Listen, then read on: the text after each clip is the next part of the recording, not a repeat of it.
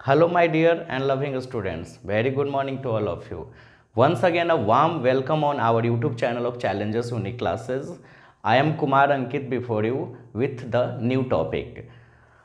Challenges unique classes के YouTube channel पे आपका फिर से स्वागत है और हम आपके लिए बेहतरीन टॉपिक लेकर आए हैं। आप एक ऐसे प्लेटफॉर्म पे खड़े हैं, आप एक यूट्यूब चैनल के एक ऐसे प्लेटफॉर्म पे खड़े हैं जहां पे आप बहुत सारी इंटरेस्टेड चीज़ों को पढ़ोगे।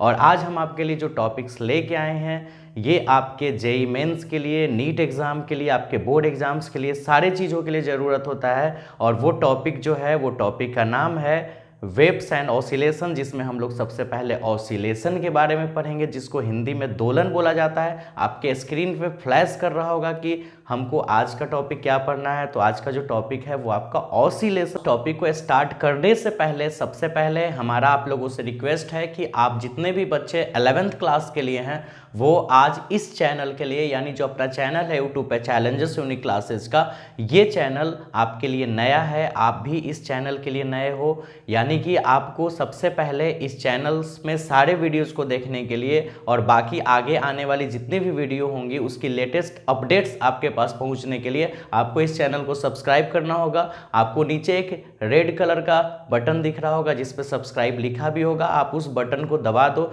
जिससे कि आपको कोई भी इंफॉर्मेशन मिलते रहेगा हमारे चैनल से रिलेटेड जो भी वीडियो अपलोड्स होगी, तो आपको काफ़ी फ़ायदा होगा। और अगर आपको पढ़ना अच्छा लगे, वीडियोज अच्छा लगे, काफ़ी चीज़ आप अगर मेरे वीडियो के माध्यम से आज के टॉपिक को अगर आप सीख पाते हो तो हमारे वीडियो को लाइक करना मत भूलना, वीडियोस को जरूर से जरूर लाइक कर देना। और अपने कमेंट बॉक्स में, जो अपना कमेंट बॉक्स है उसमें आप अपना क्वेश्चन छोड़ सकते हैं या आप विश कर सकते हैं, जैसी आपकी मर्जी है आप वहाँ पे कमेंट बॉक्स में कर सकते हैं। तो और एक वहाँ पे आपको बेल आइकन भी दिख रहा होगा, अगर आपने बेल आइकन को दबा दिया इससे और भी बेनिफिट्स मिलेगी कि जैसे ही हमारे यूट्यूब चैनल्स पे वीडियो अपलोड होगा, अगर आपके पास लिंक नहीं भी पहुँचता है फिर भी आपके पास एक नोटिफिकेशन जाएगा जिससे आपको पता चल जाएगा कि ये वीडियो अपलोड हो चुका है। तो इसलिए आप चैनल्स को सब्सक्राइब कीजिए, बेल आइकन को भी दबा दीजिए और वीडियो जब अच्छा लगे तो आप वीडियो को लाइक भी कर दीजिएगा। तो चलो अब हम लोग टॉपिक को स्टार्ट करते हैं। क्या है आज का टॉपिक? बहुत मज़ेदार चीज़ है, काफ़ी लंबे समय तक आज हम टॉपिक को ले जाएंगे, तो बहुत बारीकी से दिमाग को कंसंट्रेट करके हम लोग टॉपिक पे चलते हैं। तो चलिए हम लोग टॉपिक देखते हैं। आज है जो आपके सामने दिख रहा है आपको बोर्ड पे, आज का जो चैप्टर आपका है वो ऑसिलेशन का है, जिसको हिंदी में हम लोग दोलन बोलते हैं।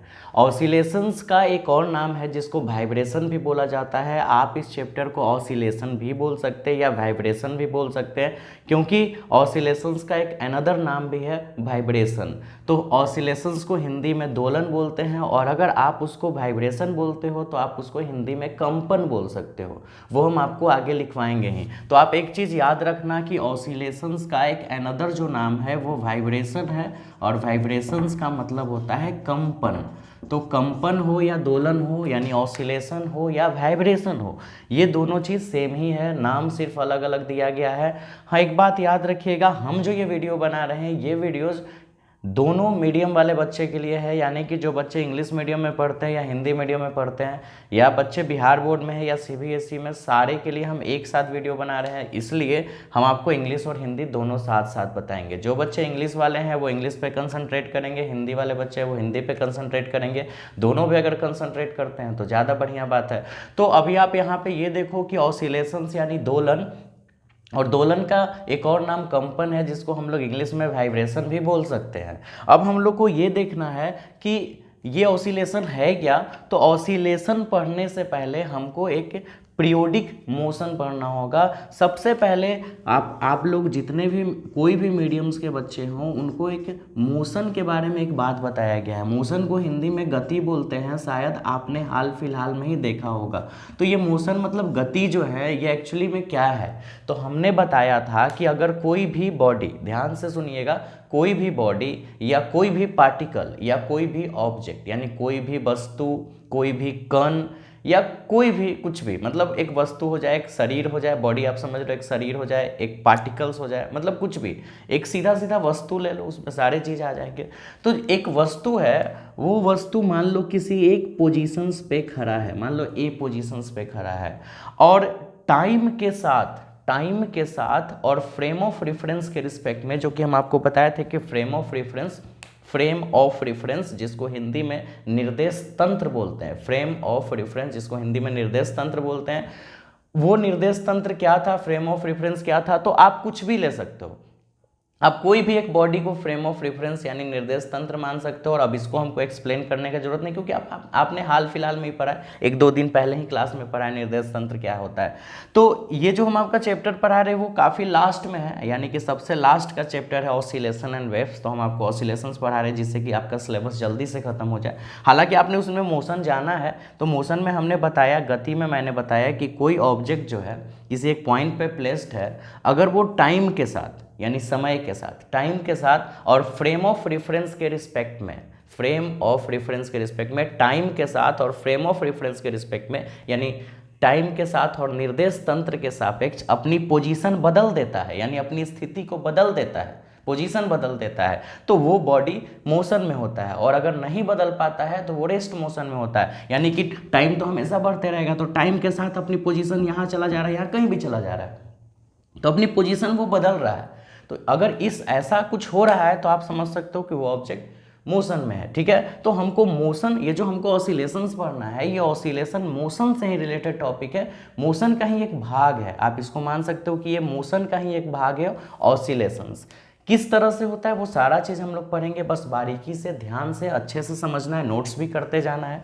अब हम लोग मोशन तो समझ गए, अब हम लोग को जो आज का मेनली टॉपिक पढ़ना है, फर्स्ट ऑफ ऑल ऑसिलेशन है, लेकिन सबसे पहले हम आपके सामने नाम लिखे हैं पीरियोडिक मोशन, जिसको आप हिंदी में देख सकते हो आवर्त गति। पीरियोडिक मोशन यानी आवर्त गति, ये बड़ा काम का चीज़ है, बिना इसके आप ये नहीं समझ सकते हो, यानी ये पूरा चैप्टर ही आप इसमें आपको टॉपिक्स पढ़ना है। एक्चुअली में इस चैप्टर में जो सबसे इंपॉर्टेंट थ्योरी है वो है SHM, जिससे जेईई मेंस, नीट का एग्जाम्स में क्वेश्चंस पूछते हैं। SHM जिसको हम सिंपल हार्मोनिक मोशन बोलते हैं, क्या होता है वो हम लोग बाद में पढ़ेंगे, लेकिन स्पेशली हमको ये दोनों टॉपिक्स इसी के लिए पढ़ना है। NCERT स्पेशली इसी पे फोकस करता है, SHM पे, जो कि नीट में, एडवांस में और IIT जेईई में, जेईई हो गया, जेईई एडवांस हो गया या नीट हो गया, सारे में SHM से रिलेटेड क्वेश्चंस पूछते हैं, या और भी जितने भी एंट्रेंस एग्जाम या जॉब के लिए एग्जाम हो गया, जैसे कि डिफेंस का जॉब का भी एग्जाम हो गया, एयरफोर्स ने भी, उसमें ये क्वेश्चंस इससे रिलेटेड पूछा जाता है। तो अभी फिलहाल हमको पीरियोडिक मोशन समझना है, यानी आवर्त गति समझते हैं ध्यान से क्या है।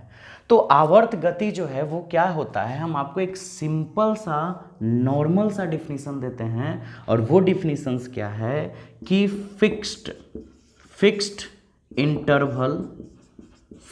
इंटरवल ऑफ टाइम में, ठीक है, वो रिपीट हो, एक ऐसी मोशन जो फिक्स्ड इंटरवल ऑफ टाइम में रिपीट हो। हिंदी वाले मीडियम को भी समझ में आएगा, नो टेंशन, कोई टेंशन नहीं लेना, हम आपके सामने अभी खड़ा है, आपको सारा चीज़ समझाया जाएगा। हमने क्या बताया, फिक्स्ड का मतलब आप समझ रहे हो, जो बदले नहीं, वैल्यू सेम रहे, और इंटरवल ऑफ टाइम का मतलब आवर्त काल, यानी समय के बीच का डिफरेंसेज, समय के बीच में कितना डिफरेंसेज है, जैसे अभी 2 सेकेंड, फिर 4 सेकेंड, फिर 6 सेकेंड, फिर 8 सेकेंड, तो 2-2 सेकेंड का इंटरवल ले रहे हैं हम। 1 second, 2 second, 3 second, 4 second, 1-1 second का इंटरवल ले रहे हैं, 3 सेकेंड, 6 सेकेंड, 9 सेकेंड, 12 सेकेंड, 15, 18, यानी कि हम लोग 3-3 सेकेंड का इंटरवल ले रहे हैं। मतलब उसके बीच का अंतर क्या है, एक समय के बाद जो वो आप पे डिपेंड करता है कि आप कितना इंटरवल लेना चाहते हो।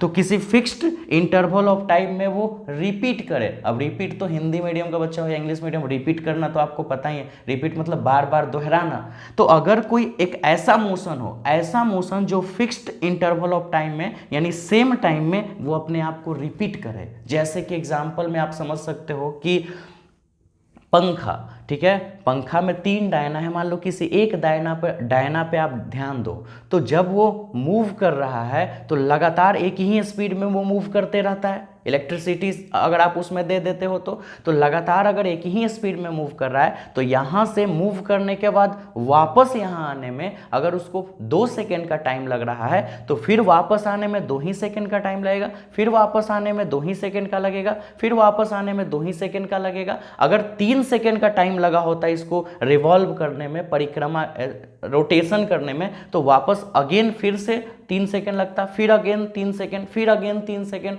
यही तो है पीरियोडिक मोशन। यानी पीरियोडिक मोशंस का मतलब ये फिक्स टाइम इंटरवल में अपने आप को रिपीट कर रहा है, हर एक 3 सेकेंड में घूम जा रहा है, हर एक 3 सेकेंड में एक बार घूम जा रहा है, हर एक 3 सेकेंड में, हो सकता है 2 सेकेंड में घूम जाए तो बार बार 2 ही सेकेंड में घूमेगा, है ना। तो ये जो है वो आपका पीरियोडिक मोशन है, यानी इसको हम हिंदी में आवर्त गति बोलते हैं। यानी ये मोशन है, ये गति है, एक मोशन है। और मोशन का मतलब होता है कि टाइम के साथ अपने पोजीशन को चेंज करे। तो टाइम के साथ पंखा भी अपने पोजीशंस को चेंज कर रहा है, उसका डायना पोजीशन चेंज कर रहा है, लेकिन वो एक ऐसा पोजीशन चेंज कर रहा है जो लगातार रिपीट हो रहा है। जैसे अगर आप यहां से सीधे सीधे चले जाते हो, तो यहां से आप आगे की ओर जा रहे हो, इस पॉइंट पे आप वापस नहीं आ रहे हो, तो मोशन तो ये भी है, गति तो ये भी है, लेकिन आप रिपीट नहीं कर रहे हो, आप लगातार चलते जा रहे हो। हाँ, आप रिपीट कब करते? यहां से वहां तक जाते, फिर यहां पहुंचते, फिर वापस जाते, फिर यहां आते, फिर वापस आते, यहां आते, कहीं भी जाओ घूम घाम के यहां आ जाओ। और फिक्स टाइम इंटरवल यानी सेम टाइम में अगर आप वैसा कर रहे हो, तो इसका मतलब हो गया कि फिक्स्ड इंटरवल ऑफ टाइम में आप बार बार किसी चीज को दोहरा रहे हो, रिपीट कर रहे हो, और यही है पीरियोडिक मोशन, यानी हिंदी में आवर्त गति। तो पीरियोडिक मोशंस का मतलब हो गया कि फिक्स्ड टाइम इंटरवल में वो बार बार अपना रिपीटेशन करे, वो रिपीट होते रहे, ठीक है। और भी बहुत सारे एग्जांपल्स आप ले सकते हो, जैसे कि पृथ्वी सूर्य के चारों तरफ घूमते रहती है, परिक्रमा करती है, रेवोल्यूशन करती है। तो सूर्य, आपको पता है कि सूर्य जो है यानी जो सन है वो पृथ्वी जो है, अर्थ जो है वो सूर्य के चारों तरफ रिवॉल्व करती है 365 दिन 6 घंटे में। 365 दिन 6 घंटे में, तो वो हर बार 365 दिन 6 घंटे में ही ना अपने आप को वो पूरा एक रेवोल्यूशन पूरा करेगी। तो उसका भी जो मोशन है वो भी मोशन एक पीरियोडिक मोशन ही है, यानी वो मोशन ही है, लेकिन कौन सा? पीरियोडिक मोशन, क्योंकि वो हर एक साल पे अपने आप को रिपीट कर रहा है। ये है आवर्त गति। उम्मीद है कि अब आपको ज़्यादा एग्जाम्पल देने का जरूरत नहीं होगा, आप बेसिकली समझ गए होंगे कि पीरियोडिक मोशन यानी आवर्त गति क्या है। आवर्त गति यानी पीरियोडिक मोशन का सीधा मतलब है कि वो फिक्स्ड टाइम इंटरवल में वो रिपीट करे। अच्छा, रिपीट तो आप समझ रहे हो कि बार बार दोहरा रहा है। फिक्स्ड इंटरवल ऑफ टाइम क्यों? मतलब टाइम ऑफ इंटरवल यानी समय का जो अंतराल है वो हमेशा बराबर रहा। जैसे पृथ्वी सूर्य के चारों तरफ घूम रही है, तो एक बार घूमने में 365 दिन 6 घंटा लेती है, तो अगले बार भी 365 दिन 6 घंटा लेगी, अगले बार भी 365 दिन 6 घंटा लेगी, यानी बार बार फिक्स वैल्यू है। ऐसा नहीं कि अगले बार 365 दिन 7 घंटा या 365 दिन 5 घंटा ले लेगी, इसलिए फिक्स्ड। और टाइम इंटरवल समझ रहे हो कितना समय वो लेता है, और रिपीट मतलब बार बार दोहराता है। ये है पीरियोडिक मोशन, ठीक है। उम्मीद है आप समझ गए होंगे। अच्छा, 1 मिनट मार्कर मेरा गिर गया था, सॉरी। अब देखिए, पीरियोडिक मोशन यानी आवर्त गति आप समझ चुके हैं। अब हम लोग समझते हैं ऑसिलेटरी मोशन। टेंशन नहीं लेना, डिफिनीशन भी आपको लिखवाया जाएगा, लेकिन आप ये समझ गए। अब हम लोग चलते हैं ऑसिलेटरी मोशन, दैट मीन्स दोलन गति। दोलन गति क्या है? अच्छा, अब हम आपको बताते हैं ऑसिलेटरी मोशन कुछ अलग टॉपिक नहीं है। Oscillatory motion is also a periodic motion, यानी दोलन गति एक आवर्त गति ही है।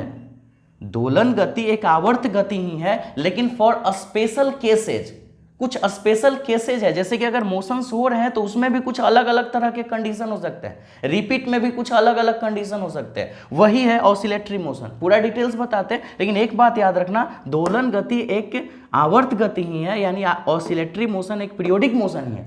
लेकिन किस टाइप का मोशन है, कैसे ये इसी टाइप का है, लेकिन इसका नाम अलग क्यों दिया गया वो समझते हैं। अच्छा, तो ऑसिलेटरी मोशंस को हम लोग बहुत बारीकी से समझते हैं।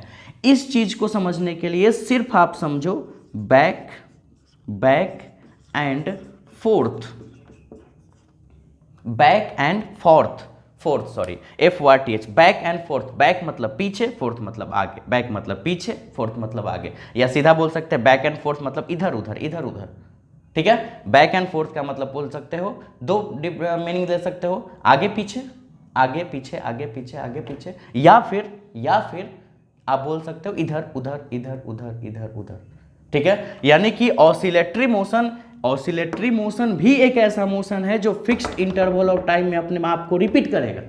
ये भी वही ऐसा चीज है, जैसे ये बार बार रिपीट करता है सेम टाइम में, ये भी एक ऐसा मोशन है जो अपने आप को बार बार रिपीट करेगा सेम इंटरवल ऑफ टाइम में। लेकिन फिर भी इसका नाम नया क्यों दिया गया? हम पीरियोडिक में ही काम चला लेते हैं। तो इसमें एक अलग तरह का चीज है। पीरियोडिक मोशन में भी कुछ अलग तरह के चीजें होते हैं। जैसे कैसे? पीरियोडिक मोशंस में अलग तरह के चीजें होते हैं, ध्यान से समझना। एक सूर्य, मान लो पृथ्वी, ये पृथ्वी सूर्य के चारों तरफ ऐसे ऐसे घूम रही है, ठीक है। तो ये क्या कर रही है? ये अपने पॉइंट पे वापस घूम के आ रही है ऐसे, फिर घूम के आ रही है ऐसे, फिर घूम के आ रही है ऐसे, यानी फिक्स टाइम इंटरवल में अपने आप को रिपीट कर रही है। ये पीरियोडिक मोशन है। अब एक हम पेंडुलम लेते हैं, ठीक है। पेंडुलम ऐसे नहीं होता है, पेंडुलम ऐसे ऐसे होता है। आप घड़ी का पेंडुलम देखे, ऐसे ऐसे हिलते रहता है। तो घड़ी का पेंडुलम अगर ये ऐसे ऐसे हिल रहा है तो रिपीट कर रहा है। अगर मान लो यहां से यहां जाके यहां आके और फिर वापस यहां आया, मतलब यहां से स्टार्ट किया, तो अगर हम इसको इधर कर देंगे तो सबसे पहले इधर जाएगा, फिर इधर आएगा और उसके बाद फिर बीच में जाएगा, तब जाके एक ऑसिलेशन होगा। फिर आया, फिर आया, फिर आया, तो फिर 2 बार किया, फिर आया, फिर आया, यानी कि जब वहां पहुंचेगा तब ना होगा। तो पहले यहां, यहां, फिर यहां, ठीक है। तो देखो ये भी मान लो यहां,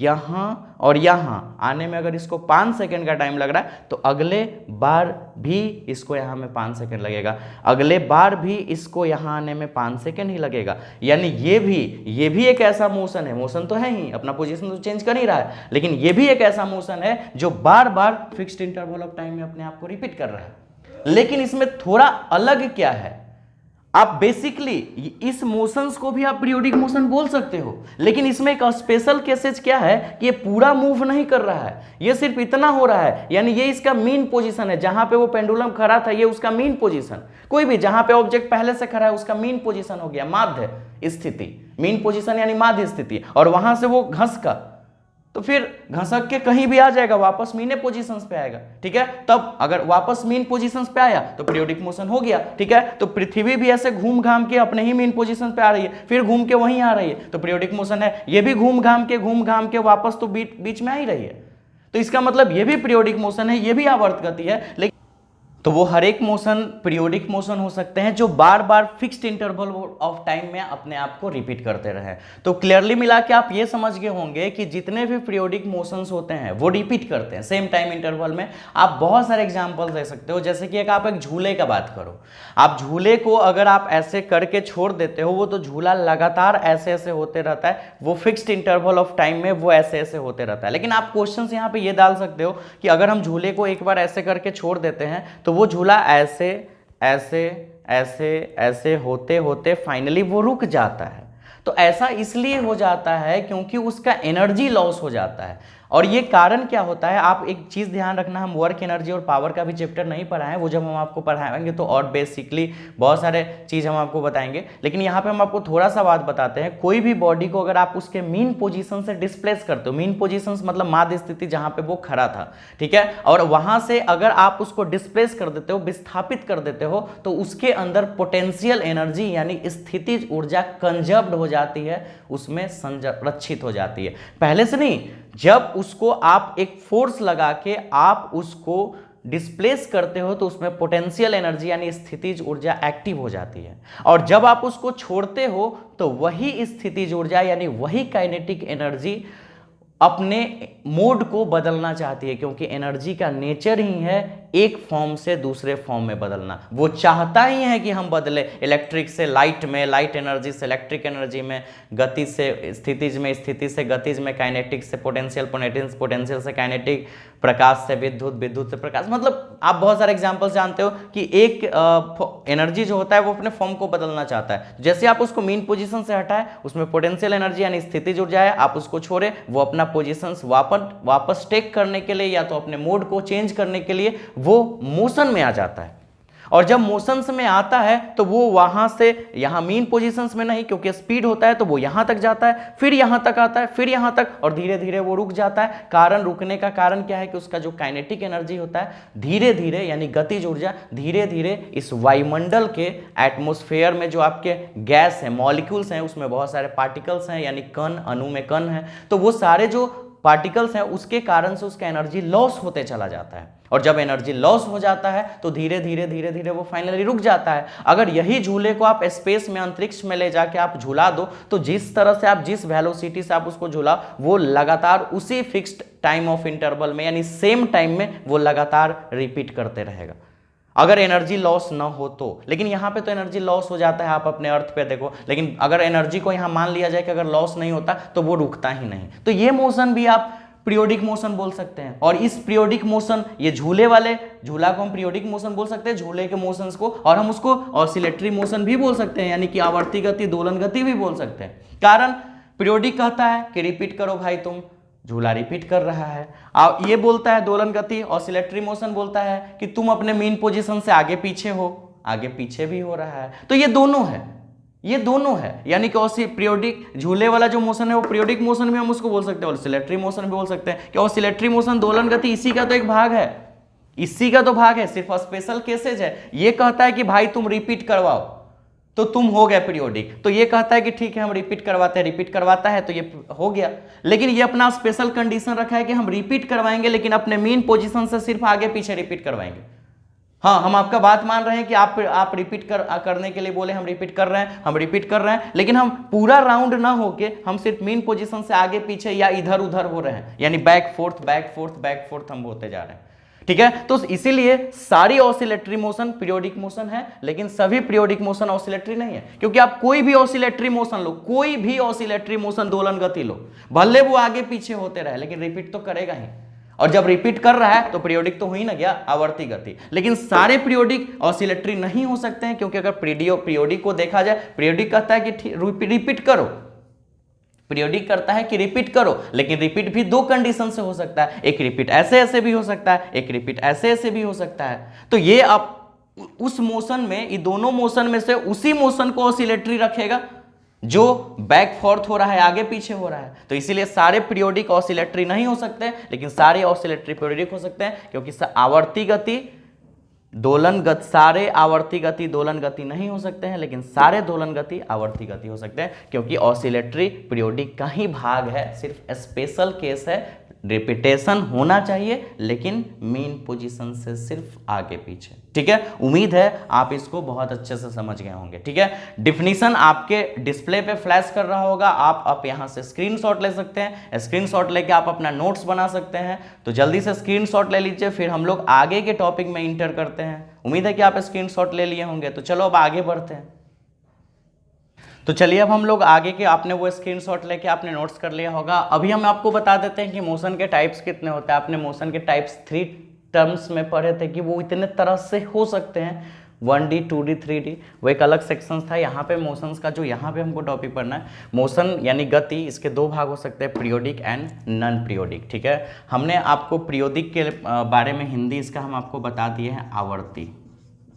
ठीक है, और ये नॉन आवर्ती यानी कि आवर्ती नहीं है। ठीक है, तो ये मतलब इसका आप इंग्लिश ही नाम याद रखो, ज़्यादा बेटर है। अब नॉन पीरियोडिक ही चलेगा। ठीक है, अब उसको आवर्ती नहीं, कुछ अजीब सा नाम लगेगा, तो इसलिए इसका पीरियोडिक आप नाम रखिए। हिंदी में आपको आवर्ती पता है, नॉन पीरियोडिक का मतलब हो गया कि पीरियोडिक नहीं। ठीक है, तो पीरियोडिक मतलब आप समझ रहे हो रिपीट हो, और नॉन पीरियोडिक मतलब रिपीट नहीं हो। जैसे एक बच्चा सीधे सीधे जा रहा है, सीधे सीधे चलते जा रहा है, चलते जा रहा है।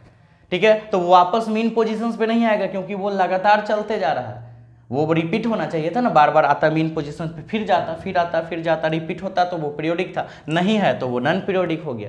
ठीक है, सीधी सड़क पे, मतलब एक स्ट्रेट हाईवे है, उस पर बस चल रहा है, तो वो नॉन पीरियोडिक है, क्योंकि वो रिपीट नहीं करेगा। ठीक है, लेकिन वही आप फैन देख लो, फैन रिपीट करेगा, है ना। या फिर आप कोई भी एक ऐसा चीज हो जो सर्कुलर मोशन करता है, वृत्तीय गति में लगातार घूम रहा है, आपका हार्ट बीट, ये भी आपका पीरियोडिक है, क्योंकि वो सेम टाइम इंटरवल में रिपीट करता है, सेम टाइम में धक धक धक धक धक धक करते रहता है, तो ये भी आपका पीरियोडिक है। ठीक है, अच्छा, ये पीरियोडिक का फिर दो भाग है, ऑसिलेटरी और नॉन ऑसिलेटरी। ऑसिलेटरी का हम आपको हिंदी दोलन बता दी, जिसका एक और नाम वाइब्रेशन भी है, कंपन, और नॉन ऑसिलेटरी मतलब कंपन नहीं।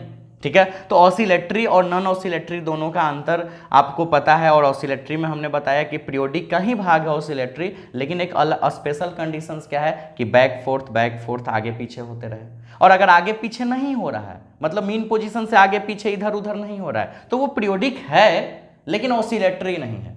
ठीक है। ऑसिलेटरी तब होगा यानी कि आपका दोलन तब होगा जब वो मीन पोजीशंस पे बार बार रिपीट तो करें ही, साथ साथ आगे पीछे इधर उधर करते रहे, ठीक है। फिर इस ऑसिलेटरी का एक स्पेशल केसेज है एसएचएम, जो कि आपको रियली में यहाँ पे मेन टॉपिक यही पढ़ना है। एसएचएम सिंपल हार्मोनिक मोशन क्या होता है वो आगे बताएंगे।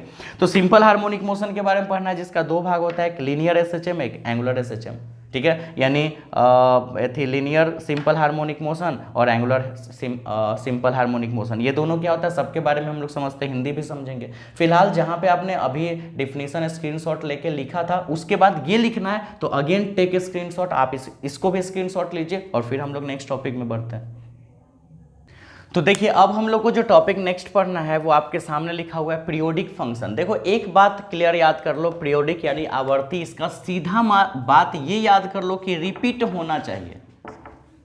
रिपीट मतलब दोहराना, दोहरा दिया, जैसे कि पीरियोडिक मोशन था तो एक ऐसा मोशन जो रिपीट होते रहे, और पीरियोडिक फंक्शन है तो एक ऐसा फंक्शन जिसका वैल्यू रिपीट होते रहे। जैसे एग्जाम्पल में पीरियोडिक फंक्शन यानी आवर्ती फलन मतलब एक ऐसा फंक्शन जो लगातार रिपीट होते रहे। जैसे आप एग्जाम्पल में ले सकते हो साइन थीटा कॉस थीटा, आप हाल फिलहाल में साइन थीटा कॉस थीटा का जो टर्म है, आपने एक चीज़ देखा था, हम आपको हाल में प्रिंसिपल वैल्यू और जनरल वैल्यू मैथ्स में पढ़ा रहे हैं, यानी कि मुख्य मान और समान मान पढ़ाए भी हैं, कुछ बैचेज में हो चुके हैं, कुछ बैचेज में अभी चल रहे हैं।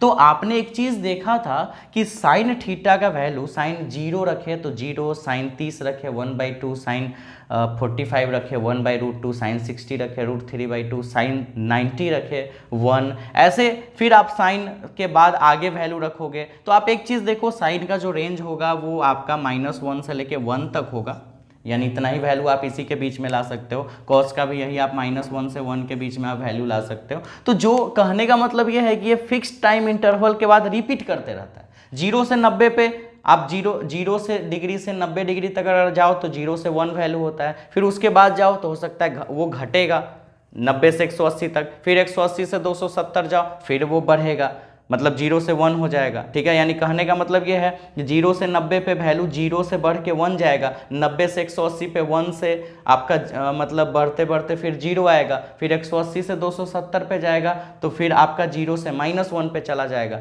और फिर वो रिपीट करेगा। जैसे आपने ये सिचुएशंस देखा, यानी कि अगर साइन का ग्राफ बनाया जाए, ठीक है, और यहाँ पे अगर वो रख दिया जाए 90, यहाँ पे रख दे 180, 270, 360, ठीक है, 450, 540, चलो इतना ही छोड़ देते हैं, ठीक है। और भी हो सकता है, मतलब अगर 63 ले सकते हो, 630 या फिर 72 ले सकते हो, 720, जितना ले लो। तो इसमें आप क्या करोगे, ग्राफ देखोगे कि 0 जब रखोगे तो वैल्यू 0 आएगा, मान लो 1 है और फिर -1 है, तो ग्राफ साइन 0 का मान 0 तो यहीं पे पॉइंट हो जाएगा, और साइन 90 का मान 1 होगा तो ये ऐसे पॉइंट जाएगा, और फिर साइन 180 का मान 0 हो जाता है तो ऐसे आएगा, ठीक है। और बीच में और भी वैल्यू रख सकते हो, 91, 92, 93, 94 जो भी है। फिर आप मान के चलो कि और नीचे जाओ, आप 270 रख दोगे तो -1 हो जाएगा, तो ऐसे ग्राफ बन जाएगा। फिर आप 360 रखोगे तो फिर 0 आएगा, आप रख के देख सकते हो, साइन 360 का मान 0 आ जाएगा, फिर यहाँ जाएगा। साइन 450 रखो तो फिर 1 मान आ जाएगा तो 1 के पास चला जाएगा, यानी फिर ये ऐसे मतलब लगातार ऐसे ऐसे ऐसे ऐसे वो होते रहेगा, घूमते रहेगा, जाते रहेगा, ठीक है। तो कहने का मतलब ये है कि ये जो वैल्यू है आपका, वो आप देखो यहाँ से पहले इसने इतना किया, फिर अगेन रिपीट किया, फिर अगेन रिपीट करेगा, अगेन रिपीट करेगा। आप कोई भी ट्रिगोनोमेट्री फंक्शन का आप ग्राफ जनरेट करोगे तो ये लगातार रिपीट करते जाएगा। तो वो साइन का हो, इसी तरह अगर आप कॉस का बनाओगे तो ऐसे ऐसे जाएगा।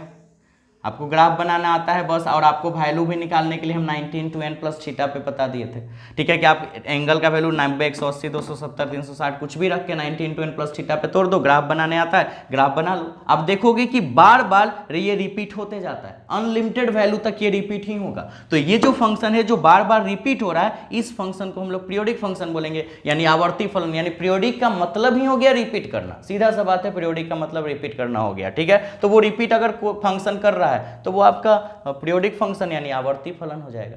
क्लियर है ये बात? अच्छा, समझ रहे हो? एनसीईआरटी इसी तरह का एक एग्जाम्पल भी देता है। एनसीईआरटी बुक जो है वो आपको पीरियोडिक मोशंस को समझाने के लिए यानी आवर्ती गति को समझाने के लिए एक एग्जाम्पल देता है कि मान लो एक कीड़ा है, ठीक है, कोई भी कीड़ा, इधर समय मान लेते हैं t, 2t, 3t, 4t, 5t, 6t, 7t, 8t, आप कुछ और भी ले सकते हो, कुछ और भी, ठीक है, यानी कि 0 मतलब 1 सेकेंड, 2 सेकेंड, 3 सेकेंड, आप कुछ भी, हम ऐसे ले लिए, ठीक है। तो क्या करता है कि कीड़ा पहले शुरू में 0 समय पे वो यहाँ था और वो दीवार पे चढ़ता है, ठीक है। जब दीवार पे मान लो उसको चढ़ने में t सेकेंड का टाइम लगता है, दीवार पे चढ़ने में उसको t सेकेंड का टाइम लगता है, तो हो सकता है वो दीवार पे t सेकेंड में इतना दूर चल जाए दीवार पे, मतलब वो सीधे चल रहा है या तिरछे जैसे चल रहा है कोई दिक्कत नहीं, ये तो ग्राफ बन रहा है तो ये तो तिरछे ही बनेगा, क्योंकि इधर भी लेना होता है, मान लो इधर वो 1 मीटर चल रहा है, t समय वो 1 मीटर या 1 सेंटीमीटर जो भी चल रहा है, ठीक है, तो ऐसे ग्राफ बन जाएगा, ऐसे बनेगा ना ग्राफ, ऐसे सीधे थोड़े खींचेंगे क्योंकि दोनों एक्सिस को लेके चलना होता है। हालांकि वो सीधे भी सीधे ही मान लो कि कीड़ा चल रहा है या तिरछे चल रहा है, उससे मतलब नहीं, ग्राफ तो ऐसे ही बनाना है आपको। अच्छा, उसके बाद हो सकता है जब यहां पहुंचा तो अगले t समय में वो स्लिप करके फिर नीचे आ गया, फिसल सकता है। देखो कीड़ा चींटी वगैरह बार बार चढ़ता है उतरता है, कोई एक इंसेक्ट ले लिए, हो सकता है फिर अगले t समय में वो जा रहा है ऊपर, यानी फिर अगले t समय में, और फिर अगले t समय में वो गिर जा रहा है। देखो हर एक t समय में चढ़ा, t समय में गिर गया, t समय में चढ़ा, t समय में गिर गया, फिर t समय में चढ़ा, फिर गिर गया, मतलब लगातार ऐसे चढ़ रहा है, गिर रहा है, चढ़ रहा है, गिर रहा है, ठीक है। यानी कि ये t समय में यहां से फिर यहां गया और फिर अगले t समय में आके गिर गया। तो अब देखो ये जो फंक्शन है, ठीक है, ये जो आपको दिख रहे हैं यहाँ पे, ये जो आपको चीज दिखाई दे रहा है, ये क्या है, ये भी पीरियोडिक है क्योंकि रिपीट हो रहा है इक्वल इंटरवल टाइम में। t से मान लो कि यहां से t और यहां से d, यानी टोटल 2t टाइम में जाके गिर जा रहा है, फिर 2t से 40 यानी फिर से 2t टाइम में जाके गिर जा रहा है, 40 से 60 मतलब 2 इंटरवल कितना है, 2t टाइम का इंटरवल है, तो फिर 2t टाइम में जाके गिर जा रहा है, बार बार ऐसे ही रिपीट कर रहा है, चल रहा है, गिर रहा है, चल रहा है, गिर रहा है, ये पीरियोडिक है, ये मोशन पीरियोडिक है उसका, ठीक है। ये मोशन कौन सा हो गया, पीरियोडिक हो गया। ऐसे बहुत सारे मोशंस भी पीरियोडिक हो सकते हैं, ठीक है। तो पीरियोडिक मतलब आवर्ती गति। अच्छा, अब इसमें हम एक नया टॉपिक गति को सिर्फ फलन दे दिए हैं, तो एक ऐसा फंक्शन, एक ऐसा फलन जो बार बार रिपीट करे, वो रिपीट अगर कर रहा है तो वो आपका जो है वो क्या हो जाएगा, आप समझ रहे हो कि अगर रिपीट कर रहा है तो वो पीरियोडिक हो जाएगा। फंक्शन का नाम ले रहा है तो रिपीट करने वाला फंक्शन, गति का नाम ले रहा है, मोशन का नाम लग रहा है तो रिपीट करने वाला मोशन। ऐसे ऐसे आप एग्जाम्पल समझ सकते हो, ठीक है, क्लियर है ये बात। अच्छा, अब हम लोग आगे के टॉपिक में चलते हैं। इस सब चीज़ को उतारना नहीं है, मतलब इसका जो डिफिनीशंस है और जो फिगर्स है वो आपके डिस्प्ले पे फ्लैश करेगा, आप वहाँ से स्क्रीनशॉट ले लो, फ्लैश कर भी रहा होगा तो आप यहाँ से स्क्रीनशॉट ले सकते हैं, जल्दी से ले लिए होंगे। चलो ठीक है, चलिए अब आगे देखते हैं टॉपिक। कुछ ऐसे टॉपिक होंगे जिसको आपको इंग्लिश में ही पढ़ना होगा, हिंदी में उसको पढ़ना पॉसिबल नहीं है, वो बुक्स वगैरह में देते भी नहीं है, ठीक है। वो जो जहाँ पे हिंदी वाला बुक्स में वो टॉपिक्स होता है वो हम आपको वहाँ पे बता देंगे। तो हार्मोनिक और नॉन हार्मोनिक फंक्शन मुझे पढ़ना है। आपने अभी पीरियोडिक फंक्शन पढ़ा, पीरियोडिक फंक्शन मतलब आवर्ती फलन बार बार रिपीट करते रहे, पीरियोडिक मतलब रिपीट।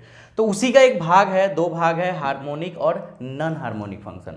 अब हार्मोनिक फंक्शन क्या होता है ना, जो साइन और कॉस से रिलेटेड हो। जैसे कि आपने अभी साइन का ग्राफ देखा, इस तरह से आपने ग्राफ देखा, ठीक है, तो ये साइन का ग्राफ हो गया। और अगर आप कॉस का ग्राफ देखना चाहो तो कॉस का ग्राफ ऐसे होगा, ठीक है।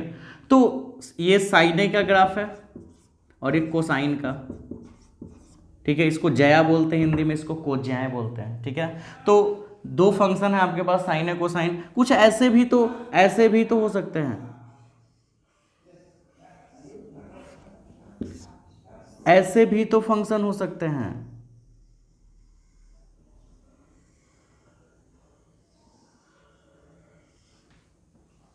है ना। आप ये देखो, ये देखो या ये देखो, कोई भी ग्राफ देख लो, हर एक ग्राफ में यही पता चल रहा है कि हर एक रिपीट कर रहा है। देखो फिक्स टाइम इंटरवल के बाद रिपीट, फिक्स टाइम इंटरवल के बाद रिपीट, ये भी कर रहा है रिपीट, ये भी कर रहा है रिपीट, बार बार रिपीट कर रहा है।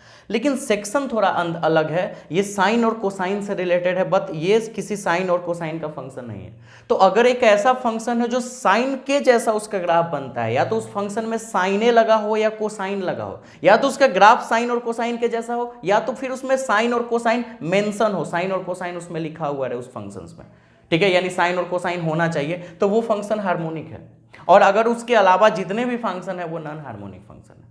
समझ रहे हो बात? यानी कि हार्मोनिक फंक्शन का मतलब हो गया कि जिसमें साइन और कोसाइन उस फंक्शन में आना चाहिए, दिखना चाहिए, और नहीं दिखे तो नॉन हार्मोनिक फंक्शन हो जाएगा। ठीक है, इसको आप हिंदी में ही लिखोगे, हिंदी वाले टॉपिक्स में ये आया भी, लिखा भी नहीं है कहीं पे, हालांकि हम इसको लिखवा देंगे डिस्प्ले पे जो आपका शो करेगा। अभी आप इतना समझ लो। उसके बाद जो हम लोग को बेसब्री से जिस टॉपिक का इंतजार था, जो टॉपिक इस चैप्टर के लिए सबसे इंपॉर्टेंट है, क्वेश्चन न्यूमेरिकल्स के लिए इंपॉर्टेंट है, जेई मेंस एडवांस वगैरह नीट सब के लिए इंपॉर्टेंट है, एयरफोर्स नेवी सब के लिए, वो टॉपिक आ चुका है जिसका नाम है सिंपल हार्मोनिक मोशन। इसको हिंदी में SHM बोलते हैं, ठीक है, सॉरी शॉर्ट में SHM बोलते हैं और हिंदी में सरल आवर्त गति बोलते हैं। सिंपल हार्मोनिक मोशन, SHM का पूरा नाम है सिंपल हार्मोनिक मोशन, हिंदी में इसको सरल आवर्त गति बोलते हैं। क्या है, चलो इसको बारीकी से समझते हैं। जैसे आपने पढ़ा था, ध्यान से समझना कि आपने पढ़ा था कि जो पीरियोडिक मोशन है, पीरियोडिक मोशन मतलब आवर्त गति, जो पीरियोडिक मोशन है वही है ऑसिलेटरी, वही ऑसिलेटरी मोशन है, मतलब दोलन गति। ठीक है, यानी जो पीरियोडिक मोशन आवर्त गति है वही ऑसिलेटरी है, ये आप पहले ही बार में समझ गए थे। ठीक है, और जो ऑसिलेटरी मोशन है वही सिंपल हार्मोनिक मोशन है। यानी सीधा सीधा बोल सकते हैं कि सिंपल हार्मोनिक मोशन भी एक पीरियोडिक मोशन ही है, लेकिन ये ऑसिलेटरी से कट के निकला है। पीरियोडिक मोशन का एक स्पेशल केस था ऑसिलेटरी यानी दोलन, और ऑसिलेटरी का एक स्पेशल केस है सिंपल हार्मोनिक मोशन। कैसे, यानी कि सरल आवर्त गति। कैसे, जैसे पीरियोडिक मोशन यानी आवर्त गति में हमने बताया था कि एक स्पेशल केस हो जाए, रिपीट करे लेकिन अपने मीन पोजीशन से आगे पीछे इधर उधर रिपीट करते रहे बार बार, तो वो दोलन गति यानी ऑसिलेटरी मोशन है, जिसको वाइब्रेशन से भी बोला जाता है। वाइब्रेशन यानी कंपन गति भी बोल सकते हैं, वाइब्रेशन मोशन। ठीक है, अच्छा, अब इसमें एक स्पेशल केसेस क्या है कि एक ऐसा मोशन हो जो सिर्फ स्ट्रेट लाइन पे मूव करे, स्ट्रेट लाइन पे। ठीक है, ये simple harmonic motion periodic motion का भी बात मानेगा और ऑसिलेटरी मोशन का भी बात मानेगा। ये कहता है कि तुम रिपीट करो, तो सिंपल हार्मोनिक मोशन कहेगा कि हम रिपीट करेंगे, कैसे करेगा वो दिखाते हैं। और ऑसिलेटरी मोशन कहता है कि तुम रिपीट करो लेकिन अपने मीन पोजीशन से ऐसे घूम घाम के नहीं, सीधा आगे पीछे रिपीट करो। तो ये बोलता है सिंपल हार्मोनिक मोशन हम दोनों करेंगे, हम आपका भी बात मानेंगे, आपका भी बात मानेंगे। ठीक है, तो वो कैसे होगा, तो मान लो एक पेंडुलम को यहां से यहां तक न घुमा के, अगर हम यहां से यहां तक ऐसे कर रहे हैं तो ये कर्व रेखा बना रहा है, लेकिन हम इस पेंडुलम को थोड़ा सा हिलाए, थोड़ा सा मतलब इतना सा छोटा सा भाग, मतलब हम इतना इतना इतना इतना करें, अगर इतना इतना करेंगे तब ना कर्व बनेगा। अगर हम सिर्फ पेंडुलम को थोड़ा सा करें, मतलब इतना इतना हिलाए, इतना इतना हिलाए, ठीक है, तो एक स्ट्रेट लाइन पे मूव करेगा, मतलब एक छोटा पार्ट। यानी कि सीधा बोल सकते हैं ऑसिलेटरी मोशन का सबसे सिंपलेस्ट पार्ट, ऑसिलेटरी मोशन का सबसे सिंपलेस्ट पार्ट मतलब सबसे छोटा वैल्यू, तब वो एक स्ट्रेट लाइन में मूव करेगा। मतलब ये नहीं, इसका जो सबसे छोटा सिंपलेस्ट पार्ट ले लो तो वो एक स्ट्रेट लाइन में मूव करेगा। एक और एग्जांपल ले सकते हैं हम, जैसे कि हम आपके सामने मान लो ये स्प्रिंग लगा के ये दीवार लगा दिए, ये कोई एक वेट लगा दिए और इसमें स्प्रिंग, और ये किसी सरफेस पे रखा हुआ है। हम क्या करते हैं, इसको ऐसे खींच के और छोड़ देते हैं। ठीक है, खींच के अगर छोड़ देंगे तो ये इसका मीन पोजीशन से, इस मीन पोजीशन से ये ऐसे ऐसे करने लगेगा। ठीक है, तो देखो जब ये अपने मीन पोजीशन से आगे पीछे कर रहा है तो ये तो ऑसिलेटरी मोशन हो गया यानी दोलन गति, और दूसरा ये रिपीट भी कर रहा है तो ये आवर्त गति पीरियोडिक मोशन भी हो गया। तीसरा ये बात क्या है कि ये स्ट्रेट लाइन में है, मतलब ये सीधी रेखा में गति कर रहा है, सीधी रेखा में रिपीट भी कर रहा है और सीधी रेखा में अपने मीन पोजीशन से इधर उधर भी जा रहा है, तो ये सिंपल हार्मोनिक मोशन भी है। लेकिन ये सिंपल हार्मोनिक मोशन नहीं है, क्योंकि ये रिपीट तो कर रहा है तो ये पीरियोडिक हो गया, ये मीन पोजीशन से इधर उधर भी जा रहा है तो ये ऑसिलेटरी भी हो गया। लेकिन ये स्ट्रेट लाइन पे नहीं जा रहा है, ये कर्व पे जा रहा है, एक वक्र पे जा रहा है। तो अगर एक ऐसा पीरियोडिक मोशन, या ऑसिलेटरी ही बोल लो, एक ऐसा पीरियोडिक मोशन जो स्ट्रेट लाइन पे हो, लेकिन पीरियोडिक का स्पेशल नाम नहीं दे सकते क्योंकि पीरियोडिक में तो ये भी कहानी हो जाता है, ऐसे घूम जाता है, तो सीधा हम बोल सकते हैं ऑसिलेटरी मोशन का एक ऐसा पार्ट जो सबसे सिंपलेस्ट हो, या सीधा बोल सकते हैं कि ऑसिलेटरी मोशन दोलन गति एक इस तरह से हो जाए कि वो दोलन गति का गति करने का जो तरीका हो वो एक स्ट्रेट लाइन में हो, एक सीधी रेखा में गति करते रहे। समझ लो बात हम क्या बताना चाहते हैं? मतलब ये दोलन गति है, ऑसिलेटरी मोशन है, ठीक है, लेकिन ये मोशन ऐसे होना चाहिए, इतना कम हो जाए कि ये एक सीधी रेखा में ट्रेवल करे। दूसरा एग्जांपल स्प्रिंग भी आप ले सकते हो, ठीक है। आप इसको ऐसे स्प्रिंग और एक वेट लगा दिए, खींच दिए, ये आगे पीछे होते रहेगा, आगे पीछे होते रहेगा, ये रिपीट भी कर रहा है, ये मीन पोजीशन से बैक फोर्थ भी हो रहा है, आगे पीछे भी हो रहा है, और तीसरा ये स्ट्रेट लाइन पे यानी सीधी रेखा पे गति कर रहा है। तो सिंपल हार्मोनिक मोशन में भी आप समझ गए कि सिंपल हार्मोनिक मोशंस का डिफिनेशन क्या है, कि सिंपल हार्मोनिक मोशन सिंपल सा ऑसिलेटरी मोशन का एक पार्ट है जो कि हमेशा स्ट्रेट लाइन पे मोशन करता है वो बॉडी। यानी कोई भी बॉडी अगर स्ट्रेट लाइन पे अपने मीन पोजीशन से आगे पीछे आगे पीछे आगे पीछे स्ट्रेट लाइन पे हो रहा है, तब हम उसको सिंपल हार्मोनिक मोशन बोल सकते हैं। एक और ऐसे भी आप ले सकते हो, एक आपने ऊपर स्प्रिंग लगा दिया, उसमें आपने एक कोई लोड दे दिया, लोड समझो, कोई वजन दे दिया, और उसको ऐसे खींच के छोड़ दिया, वो ऊपर नीचे ऐसे ऐसे होते रहेगा, ठीक है। तो ये रिपीट कर रहा है और अपने मेन पोजीशन से ऊपर नीचे भी हो रहा है, और साथ साथ ये एक स्ट्रेट लाइन में है, सीधी रेखा में जा रहा है, ठीक है। तो ये सिंपल हार्मोनिक मोशन हो गया एसएचएम। अब इसका कॉन्सेप्ट क्या है, यहीं से तो कहानी चालू होता है, ठीक है। अभी तक तो आप डेफिनेशंस पढ़े हो, अभी तो मेन थ्योरी स्टार्ट होने वाला है, डेरिवेशंस वगैरह। तो अब और भी दिमाग को कंसंट्रेट करके समझना है। अगर आपको अभी तक सारा टॉपिक समझ लिए हैं तो आप वीडियोस को रोक के अभी तक का सारा नोट्स बना सकते हैं। जो अभी हमने सिंपल हार्मोनिक मोशन का बताया वो डिफिनेशन आपके फ्लैश पे शो कर रहा है, आप वहां से डिफिनेशंस को आप लिख सकते हैं। और अगर आपको अब लग रहा है कि हम थोड़ा ज़्यादा पढ़ लिए, आप आधा घंटा वेट करके दोबारा पढ़ सकते हैं, लेकिन ये पूरा टॉपिक आज पढ़ ही लेना है, ठीक है। तो वीडियोस को रोक के आप आधा घंटा तक और भी पढ़ सकते हैं। वीडियो को हम शाम तक रोक के रखेंगे और उसके बाद हम वीडियोस को हाइड करेंगे, ठीक है, कोई दिक्कत नहीं है। उसके बाद अगर अभी आप लग रहा है कि हाँ भाई दिमाग मेरा काम कर रहा है, हम पढ़ सकते हैं, तो अभी लगातार आप क्लासेस करते रहिए, ठीक है। चलिए अब हम लोग आगे टॉपिक देखते हैं, उसी का जो अभी आपने स्क्रीनशॉट लिया सिंपल हार्मोनिक मोशन का, जो आपका डिफिनीशन था, उस डिफिनीशंस के आगे का टॉपिक हम आपको बताते हैं। चलो अब देखते हैं एक टॉपिक आपका। सबसे पहले ये आपका एक पेंडुलम है, ठीक है। ये पेंडुलम, ये इसका मीन पोजीशन है, मीन पोजीशन, वहाँ फिगर भी बना लेना है। मीन पोजीशन मतलब माध्य स्थिति, यहीं से तो टॉपिक स्टार्ट होता है मज़ेदार, माध्य स्थिति, ठीक है। जब हम इस पे फोर्स लगा के मतलब इसको हम खींच देते हैं, ठीक है, तो ये यहाँ से चला जाता है यहाँ, ठीक, डॉट डॉट कर देते हैं कि मतलब वहाँ जाएगा मान लो कैसा गया, ठीक है, वो गया। अच्छा, और उसके बाद जब हम उसको छोड़ेंगे तो वो यहाँ तक आएगा,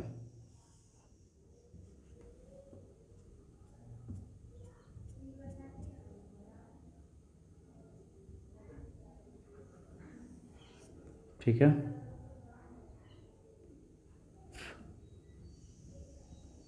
देखिए मान के चलिए ये हमने जब पेंडुलम है, ये मीन पोजीशन है, ठीक है, और ये इसका एक्सट्रीम पोजीशन, एक्सट्रीम,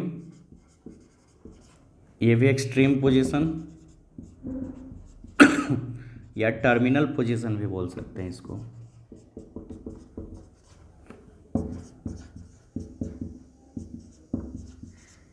ठीक है। अंतिम स्थिति मान लो,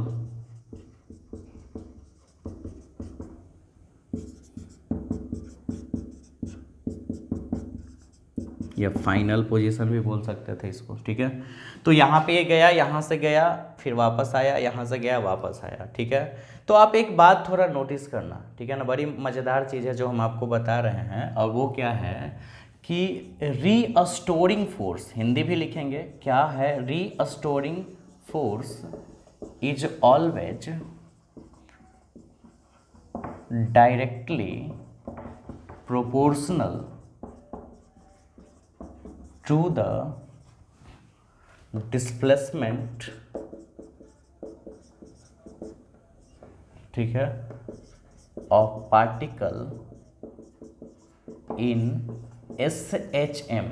हालांकि हम एक इतना बड़ा पार्ट नहीं लेंगे क्योंकि SHM का जब बात की है तो एक छोटा सा भाग लेंगे तभी ना स्ट्रेट लाइन में आएगा। लेकिन हम छोटा सा भाग इसलिए नहीं बनाए क्योंकि अगर हम एकदम छोटा सा बनाएंगे तो ये आपको समझ में नहीं आएगा फिगर, क्योंकि काफ़ी छोटा हो जाएगा, इसलिए थोड़ा बड़ा बनाया। लेकिन SHM में हम इतना ही दूरी लेंगे तब ना वो एक स्ट्रेट लाइन पे फॉरवर्ड करेगा। याद रखिएगा, फिगर बड़ा बनाने के लिए कि आपको दिखे हम ऐसा बनाए हैं, नहीं तो सिंपल हार्मोनिक मोशन में एक कर्व नहीं होना चाहिए, स्ट्रेट होना चाहिए, आपको दिखे इसलिए हम ऐसा बना दिए फिगर। तो restoring force is always directly proportional to the displacement of particle in SHM। ठीक है, यानी प्रत्यानयन बल, ठीक है, हमेशा कण के विस्थापन के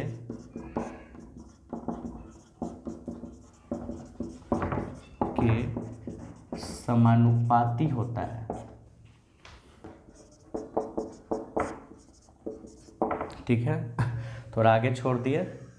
SHM में सिंपल हार्मोनिक मोशन में प्रत्यानयन बल हमेशा कण के विस्थापन के समानुपाती होता है। लेकिन क्वेश्चन होता है कि प्रत्यानयन बल रीस्टोरिंग फोर्स यानी प्रत्यानयन बल रीस्टोरिंग फोर्स है क्या? रीस्टोर, आप मोबाइल को रीस्टोर करते हो, मतलब पहले जैसा बना देते हो। जैसे आप इस मार्कर को, ये पेंडुलम जैसा बिहेव करे, तो जब आप इसको यहाँ ला कर रहे हो तो फिर वो छोड़ रहे हो तो वापस आ रहा है कि नहीं मीन पोजीशन पे। ये इसका कैरेक्टर है, कोई भी बॉडी अपने मीन पोजीशन पे आने का कोशिश करता है। जब आप इसको छोड़ रहे हो, ठीक है, तो ये मीन पोजीशन पे आ रहा है, लेकिन इतना वेलोसिटी टेक कर लिया और potential energy and kinetic energy की रुक नहीं पा रहा है, फिर आगे बढ़ जा रहा है, फिर आगे बढ़ जा रहा है और धीरे धीरे वो रुक जा रहा है। अगर एनर्जी लॉस हो जाए, एनर्जी नहीं लॉस होता तो वो नहीं रुकता। लेकिन मीन पोजीशंस पे आने का कोशिश जरूर कर रहा है, बार बार मीन पोजीशंस पे। मीन पोजीशन बीच में था, यहाँ गए, छोड़े, मीन पोजीशंस पे आने का कोशिश करेगा। भले वेलोसिटी ज़्यादा है तो वो आगे चला जा रहा है, लेकिन वो आने का कोशिश जरूर करेगा अपने मीन पोजीशंस पे, एक बात पता है। और एक और बात, आप जितना ज़्यादा, मान लो ये डिस्प्लेसमेंट है यहाँ से, अगर आप यहाँ इसको खींचे तो x डिस्टेंस तक खींचे। हालांकि SHM याद रखिएगा छोटा ही, हम इतना ही बड़ा बनाते हैं इसको, गोला को यहाँ, लेकिन दिखता नहीं आपको। तो हम इस डिस्प्लेसमेंट को अगर यहाँ ले जाए, ठीक है, और जब हम जैसे ही छोड़े तो बॉडी इधर माहे भागेगा और आके यहाँ, यानी कि हमारा डिस्प्लेसमेंट का डायरेक्शन इधर की ओर है, हम विस्थापित बॉडी को इधर कर रहे हैं। ठीक है, तो बॉडी जब विस्थापित इधर कर रहे हैं तो फोर्स आपका अगेंस्ट डायरेक्शन में लगेगा। रीस्टोरिंग फोर्स मतलब एक ऐसा फोर्स, एक ऐसा प्रत्यानयन बल, एक ऐसा बल होता है, एक ऐसा फोर्स होता है जो बॉडी को वापस लाने का कोशिश करे मीन पोजीशन, मतलब रीस्टोर करे। तो जो ये फोर्स, ध्यान दीजिएगा, ये फोर्स हमने बॉडी को इधर ले गया, छोड़ा, तो बॉडी रीस्टोर होने का कोशिश करेगा, वापस आएगा, यानी फोर्स बॉडी का इधर में लगेगा। डिस्प्लेसमेंट इधर, फोर्स इधर, दोनों एक दूसरे के अपोजिट डायरेक्शन में लगेगा। अच्छा, एक बात तो पक्का है कि आप अगर यहाँ पे ले आके छोड़ोगे तो धीरे से आएगा, यहाँ पे ले आके छोड़ोगे तो थोड़ा और तेज आएगा, यहाँ पे लेके और छोड़ोगे तो और तेज आएगा, यहाँ पे लेके आके छोड़ोगे और तेज। आप सिंपल सा एग्जांपल, झूला यहाँ लगा हुआ है, झूला को ऐसे किए, छोड़े तो धीरे धीरे झूलता है, और पीछे ले गए, ऐसे छोड़े और पीछे और तेजी में। और कि हम लोग थोड़ा सा बदमाशी भी करते हैं, दोस्त उस बैठा होता है या कोई भी बैठा रहता है, उसको डराने के लिए ऐसे ले जाते हैं एकदम पीछे, तो वो तो हम ढकेल देते हैं ऐसे ले जाके, फिर अब पीछे एकदम ऊपर ले जाके ऐसे छोड़ दो तो काफी स्पीडली मूव करेगा। यानी सीधा बात है, आप जितना ज्यादा डिस्प्लेस करोगे उतना ही पोटेंशियल एनर्जी, स्थितिज ऊर्जा वो गेन करेगा, और जितना दूर जाएगा उतना ही ताकत से, उतना ही फोर्स से वो वापस आएगा। ठीक है, यानी डिस्प्लेसमेंट जितना ज्यादा होगा, विस्थापन जितना ज्यादा होगा, रीस्टोरिंग फोर्स यानी प्रत्यानयन बल उतना ही स्पीड में उस चीज को लाके रीस्टोर करने का कोशिश करेगा। समझ रहे हो बात? यानी कि अगर यहाँ है तो जितना फोर्स से आ रहा है, हम इसको अगर यहाँ पे ले आके छोड़ दें तो वो ज़्यादा स्पीड में आएगा। और ये बात आपको पता है, आप झूला में करते हो ऐसा, आप जितना दूर ले जाके उसको छोड़ते हो उतना ही स्पीड में आता है। आप ट्राई कर भी सकते हो, झूला ऐसे ले जाना है और उसको ढकेलना नहीं, हम लोग दौड़ के ढकेलते हुए ले जाते हैं कि पूरा ऊंचा चला जाए। आप उसको ऐसे ले जाओ और ऐसे बस छोड़ दो, ठीक है, फिर नजदीक से छोड़ो, दूर से छोड़ो, आपको समझ में आ जाएगा कि वेलोसिटी टेक करता है कि नहीं। तो जितना ज्यादा डिस्प्लेसमेंट यानी जितना ज्यादा विस्थापन होगा उतना ही ज्यादा उसका रीस्टोरिंग फोर्स लगेगा। यानी सीधा बात, फोर्स जो होता है, यही तो हमने लिखा है कि फोर्स जो होता है वो समानुपाती हो जाता है विस्थापन के। फोर्स डिस्प्लेसमेंट के डायरेक्टली प्रोपोर्शनल, यानी बल जो होता है, कौन बल? रीस्टोरिंग बल जो वापस आ रहा है, वो समानुपाती हो जाता है। व्युत्क्रम समानुपाती, समानुपाती डायरेक्टली प्रोपोर्शनल मतलब जितना ज्यादा डिस्प्लेसमेंट बढ़ेगा उतना ही फोर्स बढ़ेगा, डिस्प्लेसमेंट घटा फोर्स घटा। कौन वाला फोर्स? जो हम फोर्स लगा रहे हैं वो नहीं, वो फोर्स जब आपके छोड़ने के बाद रिस्टोर हो रहा है वो वाला फोर्स, ठीक है। और हम इसमें माइनस भी, अच्छा प्रोपोर्शनल साइन को हटाने के लिए हमेशा कांस्टेंट देते हैं, आपको पहले से ही पता है, तो हम यहाँ पे कांस्टेंट देते हैं के, स्मॉल के, ठीक है, और इंटू एक्स, और हम यहाँ पे माइनस लगाएंगे। क्यों माइनस लगाएंगे? माइनस का कोई काम नहीं है, माइनस का सिर्फ ये काम है कि डिस्प्लेसमेंट और फोर्स एक दूसरे के अपोजिट होते हैं। देख लो, अगर आप इधर लगाओगे तो आपका फोर्स इधर, आपका फोर्स और आपका विस्थापन दोनों इधर है, आपका फोर्स और डिस्प्लेसमेंट दोनों इधर है। लेकिन जब आप छोड़ते हो तो डिस्प्लेसमेंट तो आपका इधर था, लेकिन रीस्टोरिंग फोर्स, हम अपने फोर्स का बात नहीं किए हैं जिसके जो फोर्स आगे गया है, हम उस फोर्स का बात कर रहे हैं जो बॉडी को रीस्टोर कर रहा है, वापस ला रहा है, उसको हम प्रत्यानयन बल बोलते हैं, ठीक है। तो वो उसके हम इधर ढकेले और रीस्टोरिंग फोर्स अपोजिट में लग रहा है, इसलिए माइनस लगा। माइनस का सिर्फ इतना ही काम है कि वो आपको ये बता रहा है कि डिस्प्लेसमेंट और फोर्स यानी विस्थापन और बल एक दूसरे के विपरीत दिशा में। आप इधर भी करके देख लो, अगर आप इधर एक्स लगाओगे, अगर आप इधर एक्स का डायरेक्शन इधर डिस्प्लेस करोगे तो वापस रीस्टोर होगा, तो फोर्स इधर भागेगा। देखो मीन पोजीशन में जाने का, मीन पोजीशन पर कोशिश करेगा, यहाँ भी निगेटिव आ जाएगा। समझ गए ये बात? ये तुम्हारा फॉर्मूला हो गया, और इसी फॉर्मूला पे पूरा SHM का कहानी निर्भर करता है, यानी इसी फॉर्मूला पे SHM के जितने भी फॉर्मूला डेराइव होते हैं सब इसी पे होंगे, ठीक है। काफी इंपॉर्टेंट, F बराबर माइनस KX, ठीक है, समझ गए बात। F बराबर क्या? माइनस KX, जहां K कांस्टेंट है, ठीक है। ऐसे K इज अ कांस्टेंट, इसको स्प्रिंग कांस्टेंट के नाम से भी जानते हैं, बताएंगे आगे। एंड इट इज कॉल्ड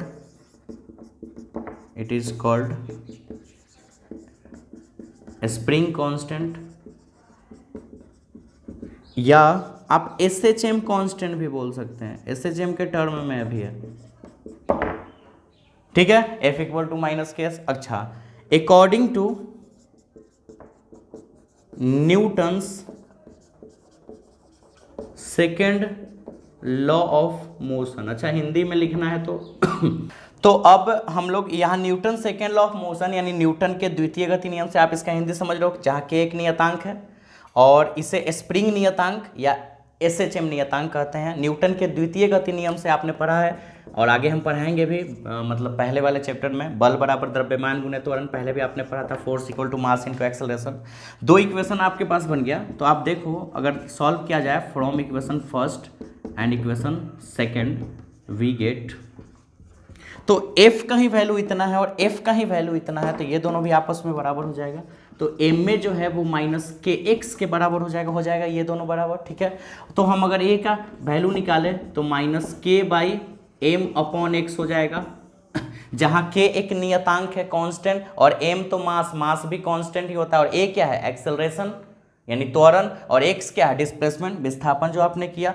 तो ये कांस्टेंट, ये कांस्टेंट, कांस्टेंट बटा constant, result is also constant, यानी सीधा बोल सकते हैं कि a और x एक दूसरे का डायरेक्टली प्रोपोर्शनल है, यानी समानुपाती। विस्थापन बढ़ेगा यानी डिस्प्लेसमेंट बढ़ेगा तो एक्सेलरेशन भी बढ़ जाएगा। जैसे डिस्प्लेसमेंट के बढ़ने से फोर्स बढ़ रहा था, विस्थापन के बढ़ने से बल बढ़ रहा था, उसी तरह विस्थापन के बढ़ने से त्वरण भी बढ़ेगा, डिस्प्लेसमेंट के बढ़ने से एक्सेलरेशन बढ़ेगा, ठीक है। माइनस साइन तो सिर्फ ये बता रहा है कि हम जो डिस्प्लेसमेंट कर रहे हैं उसके अगेंस्ट में आपका फोर्स लग रहा है यानी बल, या एक्सेलरेशन लग रहा है त्वरण, यानी फोर्स और एक्सेलरेशन, बल और त्वरण दोनों अपोजिट डायरेक्शन में लग रहा है। माइनस सिर्फ यही बताना चाहता है यहाँ पे, और कुछ नहीं, ठीक है। तो फाइनली आप ये बात समझ गए होंगे, यहीं से कहानी स्टार्ट होता है, यही दोनों टॉपिक से आपको बहुत मजा आएगा पढ़ने में। एक काम करो, अब जल्दी से जहां लास्ट टॉपिक का स्क्रीनशॉट लिए थे वो स्क्रीनशॉट के बाद ये आपको लिखना है, तो आप पहले इसका स्क्रीनशॉट ले लीजिए जल्दी से।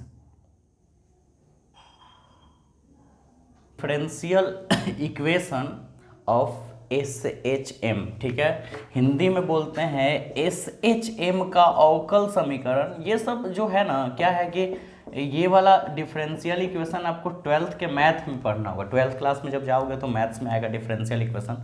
तो काफ़ी इंटरेस्टेड मज़ेदार भी होगा। तो डिफरेंशियल इक्वेशन ऑफ एसएचएम यानी एसएचएम का अवकल समीकरण आपको पता करना है, सिंपल हार्मोनिक मोशन या सिंपल हार्मोनिक मोशन, जिसको हम लोग सरल आवर्त गति के नाम से जान रहे हैं। और आपने पढ़ा भी कि सिंपल हार्मोनिक मोशन मतलब अपने मीन पोजीशन से रिपीट भी करे, आगे पीछे भी हो, लेकिन एक स्ट्रेट लाइन में सीधी रेखा में होते रहे, ठीक है, एक छोटा सा भाग।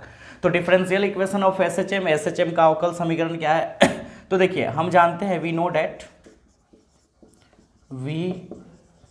डैट यानी कि हम जानते हैं कि, क्या जानते हैं? तो f इक्वल टू -kx, ये आप जानते हो, ठीक है। इक्वेशन फर्स्ट ये आपने प्रूफ ही किया पहले ही। एंड और आप समझ रहे हो, हिंदी लिख लोगे। अच्छा, न्यूटन के Newton second law of motion, आप और हटा देते हैं और लिख लेना, Newton's second law of motion, ठीक है, फ्रॉम, यानी न्यूटन का सेकेंड लॉ बताएंगे, न्यूटन का द्वितीय गति नियम से, जब हम पहले का चैप्टर पढ़ाते रहेंगे, वो तो आपके क्लास में ही हम आपको पढ़ाएंगे ही। ये तो सिर्फ लॉकडाउन का असर है कि टाइम कम है तो हम लोग ख़त्म कर रहे हैं online. From Newton second law of motion, Newton का द्वितीय गति नियम, यू नो डैट F बराबर m में, ठीक है। और F बराबर हम a को d2x बटा dt² लिखेंगे। क्यों लिखेंगे वो समझाएंगे। डिफरेंशिएशन का टर्म है, डिफरेंशिएशन इस टॉपिक के बाद हम आपको बनाने के लिए भी बताएंगे कुछ डिफरेंशिएशन, ये भी 12th में ही है, थोड़ा सा 11th में पढ़ना है मैथ में, लेकिन हम आपको जरूरी है ये बताएंगे। तो d2x अपॉन dt² क्या होता है, बहुत बारीकी से समझिएगा। जैसे अगर हम वेलोसिटी अपॉन टाइम, किसी वेलोसिटी को अगर टाइम के रिस्पेक्ट में, सॉरी पहले डिस्प्लेसमेंट करते हैं, अगर हम डिस्प्लेसमेंट मतलब विस्थापन को अगर टाइम के रिस्पेक्ट में डिफरेंशिएट कर दिया जाए तो वो वेलोसिटी हो जाता है, ठीक है। टाइम के रिस्पेक्ट में अगर हम डिस्प्लेसमेंट को यानी कि समय के सापेक्ष अगर हम विस्थापन को डिफरेंशिएट कर देते हैं, डिफरेंशिएशन क्या होता है वो आगे हम आपको बताएंगे, तो वो वेलोसिटी यानी वेग प्राप्त हो जाता है, ठीक है।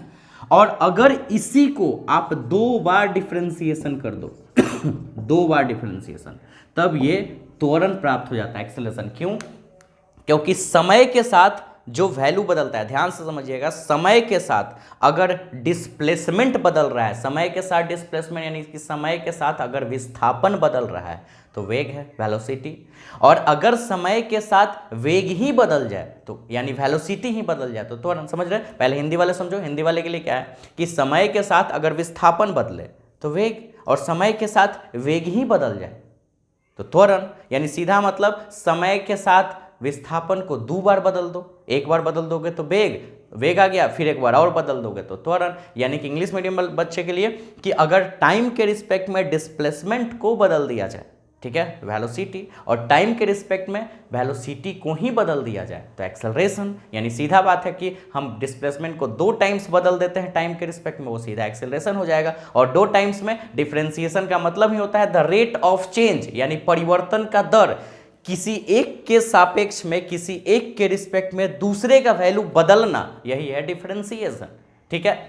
जैसे रेडियस के रिस्पेक्ट में एरिया बदल जाए, किसी चीज का एरिया ए है और वो रेडियस के रिस्पेक्ट में बदल जा रहा है, हम इसमें डी लगा देंगे, डिफरेंशिएशन का टर्म हो गया। किसी का आयतन मतलब वॉल्यूम टाइम के रिस्पेक्ट में बदल जा रहा है तो टाइम नीचे लिख देंगे, डी लगा देंगे, DV by D T, the rate of change, यानी परिवर्तन का दर ही डिफरेंशिएशन है, ठीक है। तो सीधा बात है, आप याद रखोगे कि एक बार डिफरेंशिएशन को ऐसे लिखते हैं, 2 बार डिफरेंशिएशन करेंगे तो d² नहीं पढ़ेंगे, d2x 2 पढ़ेंगे, d2x बटा dt², यहां स्क्वायर पढ़ेंगे। फिर देखो d3x बटा dtq, यानी हम यहां पे 1 2 3 पढ़ेंगे, नीचे q² पढ़ेंगे, dx बटे dt, d2x बटे dt², d2x बटा dt², d3y बटा dtq, सॉरी d3x बटा dtq, ये याद रखोगे। तो यहां पे एक्सेलरेशन का मतलब हो गया कि एक्सेलरेशन मतलब 2 बार अगर हम x मतलब हमने डिस्प्लेसमेंट माना है, डिस्प्लेसमेंट को 2 टाइम्स अगर डिफरेंशिएट कर देंगे टाइम के रिस्पेक्ट में तो वो एक्सेलरेशन हो जाएगा। तो हमने ऐसा लिख दिया है, ठीक है। अब आगे चलते हैं, ये तुम्हारा इक्वेशन सेकंड। डिफरेंशियल इक्वेशन का टर्म यही होता है, क्योंकि डिफरेंशियल इक्वेशन है तो डिफरेंशिएशन होना चाहिए ना। अच्छा, अब थोड़ा बहुत टॉपिक में दिक्कत होगा तो कोई दिक्कत नहीं, हम उसको इजी बनाएंगे। From equation first and second, यानी इक्वेशन 1 और 2 से फिर वापस जैसे आपने पिछले बार बनाया था, f का मान इतना, f का ही मान इतना, ये दोनों भी आपस में बराबर, यानी m into D two X बटा डी टी स्क्वायर बराबर माइनस के एक्स। अब डी टू एक्स बटा डी टू स्क्वायर बराबर minus K upon M into X, M उधर चला जाएगा और उसके बाद आप याद रखिएगा यहाँ पे के बाई एम को ओमेगा स्क्वायर माना गया है, स्टैंडर्ड उसने मान लिया है तो हम लोग को भी मानना पड़ेगा। के बाई एम को उसने ओमेगा स्क्वायर माना है SHM के टॉपिक में, ठीक है, क्योंकि इससे सॉल्यूशन आसान हो जाता है। मतलब के बाई एम ही है, हम के बाई एम को मान लो हम अपना मेरी मर्जी, हम के बाई एम को अपना नाम अंकित मान लिए, ठीक है, हम जहाँ जहाँ क्वेश्चन से वहाँ पे के बाई एम के जगह अंकित लिख दिए और लास्ट में जब लास्ट में सारा सॉल्यूशन हो गया तो फिर अंकित को वापस के बाई एम लिख दीजिए, कोई फर्क नहीं पड़ा। यानी कहने का मतलब है कि के बाई एम को ओमेगा स्क्वायर मान लिया तो मान लिए हैं, फिर बाद में वापस फिर ओमेगा स्क्वायर को के बाई एम मान लेंगे तो कुछ मान सकते हैं। उसने ओमेगा स्क्वायर माना, हम भी मान लिए, ठीक है। तो डी टू एक्स बटा डी टू स्क्वायर बराबर माइनस माइनस तो रहेगा, के बाई एम को माना है ओमेगा स्क्वायर इंटू एक्स, ठीक है, यानी finally D two X upon D T square minus omega square को इधर ले आओ तो प्लस ओमेगा स्क्वायर एक्स हो जाएगा बराबर 0, और ये बन गया डिफरेंशियल इक्वेशन ऑफ SHM, यानी SHM का अवकल समीकरण, ठीक है। तो ये आपका अगला टॉपिक हो गया, जहां तक आप लिख चुके थे वहां के बाद आपको इसको उतारना है तो स्क्रीनशॉट लीजिए जल्दी से। तो यहां तक हम लोग टॉपिक पढ़ ही लिए, अब हम इसी में एक और टॉपिक जोड़ देते हैं, इसी से रिलेटेड है, ठीक है, और टॉपिक है टाइम ऑफ पीरियड, ठीक है, इन SHM। सिंपल हार्मोनिक मोशन में टाइम ऑफ पीरियड क्या होगा, यानी SHM में आवर्त काल। आप अब इसका फुल फॉर्म तो समझ रहे हो ना, सिंपल हार्मोनिक मोशन यानी सरल आवर्त गति, ठीक है, पहले ही हमने लिखवाया। तो समय हमको निकालना है, ठीक है। आपको पता है वेग बराबर होता है, वेग बराबर विस्थापन बटा समय, ठीक है। थोड़ा सा चेंज करेंगे, इंग्लिश में लिखते हैं, चेंज क्या करेंगे, हम यहां लिख देते हैं कोणीय वेग, कोणीय वेग, तो वेग कोणीय विस्थापन हो जाएगा, ठीक है, यानी कि वेलोसिटी ना लिख के अगर हम वेलोसिटी लिखें, वेलोसिटी, तो हो जाएगा displacement upon time.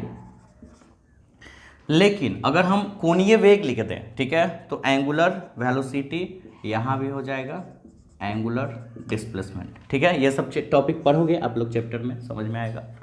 Angular displacement upon time, ठीक है, ये आपको पहले से पता है। और समय को हम समय न लिख के आवर्त काल लिखेंगे, समय ही है ये लेकिन एक आवर्त काल है जिसको इंग्लिश में टाइम ऑफ पीरियड बोलते हैं। कहने का मतलब क्या है ना, कि अगर कोई एक मतलब ऐसा मोशन हो रहा है, जैसे कि पीरियोडिक मोशन हो रहा है या ऑसिलेटरी मोशन हो रहा है, तो वहाँ पे एक पीरियोडिक मोशन होने में या एक ऑसिलेटरी मोशन होने में या एक SHM होने में जितना टाइम लगता है, वही टाइम को हम टाइम ऑफ पीरियड यानी आवर्तकाल कहते हैं। तो आवर्तकाल एक समय ही है, खाली इस जगह पे उसका नाम चेंज कर दिया गया है, ठीक है। तो angular velocity equal to angular displacement upon time of period, clear है। यहाँ पे एंगुलर वेलोसिटी को हम लोग इंडिकेट करते हैं ओमेगा से, ठीक है, कैसे इंडिकेट करते हैं, ओमेगा से, और एंगुलर डिस्प्लेसमेंट को हम लोग इंडिकेट करते हैं थीटा से, ठीक है, और टाइम ऑफ पीरियड को टी से, ठीक।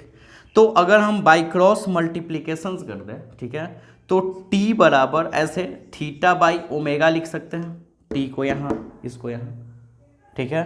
और आगे चलते हैं, अब t बराबर थीटा को हम 2 पाई भी लिख सकते हैं, क्यों, क्योंकि टाइम ऑफ पीरियड का मतलब एक रोटेशन पूरा हो या एक रेवोल्यूशन पूरा हो, मतलब एक पीरियोडिक मोशन हो जाना चाहिए, सीधा सा बात है। तो जब एक पीरियोडिक मोशन हो जाएगा तो टोटल 360 डिग्री का कोण बनेगा, थीटा मतलब कोण, तो 360 डिग्री और बटा में कितना, ओमेगा, ठीक है, क्लियर है बात। अब हम लोग आगे चलते हैं, वैल्यू अगर निकालेंगे तो t हो गया, अच्छा थोड़ा सा और आगे, t बराबर टू पाई को टू पाई ही छोड़ देते हैं और ओमेगा का वैल्यू डालते हैं। अब ओमेगा का वैल्यू कहाँ, यहां से ओमेगा स्क्वायर बराबर, आपने के बाई एम को ओमेगा स्क्वायर माना था पिछले वाले टॉपिक में, तो ओमेगा का वैल्यू क्या होगा, ये स्क्वायर इधर रूट चढ़ जाएगा तो ओमेगा का वैल्यू निकल जाएगा, यानी ओमेगा के जगह पे हम रूट अंडर के बाई एम लिख सकते हैं। ठीक है, अब t बराबर टू पाई, तो बेचारा टू पाई ही रहेगा और ऊपर अगर जाएगा तो m ऊपर चला जाएगा k नीचे, समझ रहे हो बात, ये नीचे से ऊपर था, m ऊपर k नीचे, रूट में ही रह जाएगा, तो ये टाइम ऑफ पीरियड का वैल्यू निकल गया, जहां टू पाई का वैल्यू आपको पता है पता ही है। अच्छा, आप 3.14 भी रख सकते हैं यहाँ पे, और m का वैल्यू मास, जिस बॉडी का आप मूव करवा रहे हो उसका मास द्रव्यमान पता है, और k तो स्प्रिंग कांस्टेंट जो कि आपको दिया हुआ रहेगा, अब वैल्यू निकाल लोगे। ठीक है, तो ये एक फॉर्मूला हो गया टाइम ऑफ पीरियड का। इसी में थोड़ा सा और सेक्शन बदलते हैं,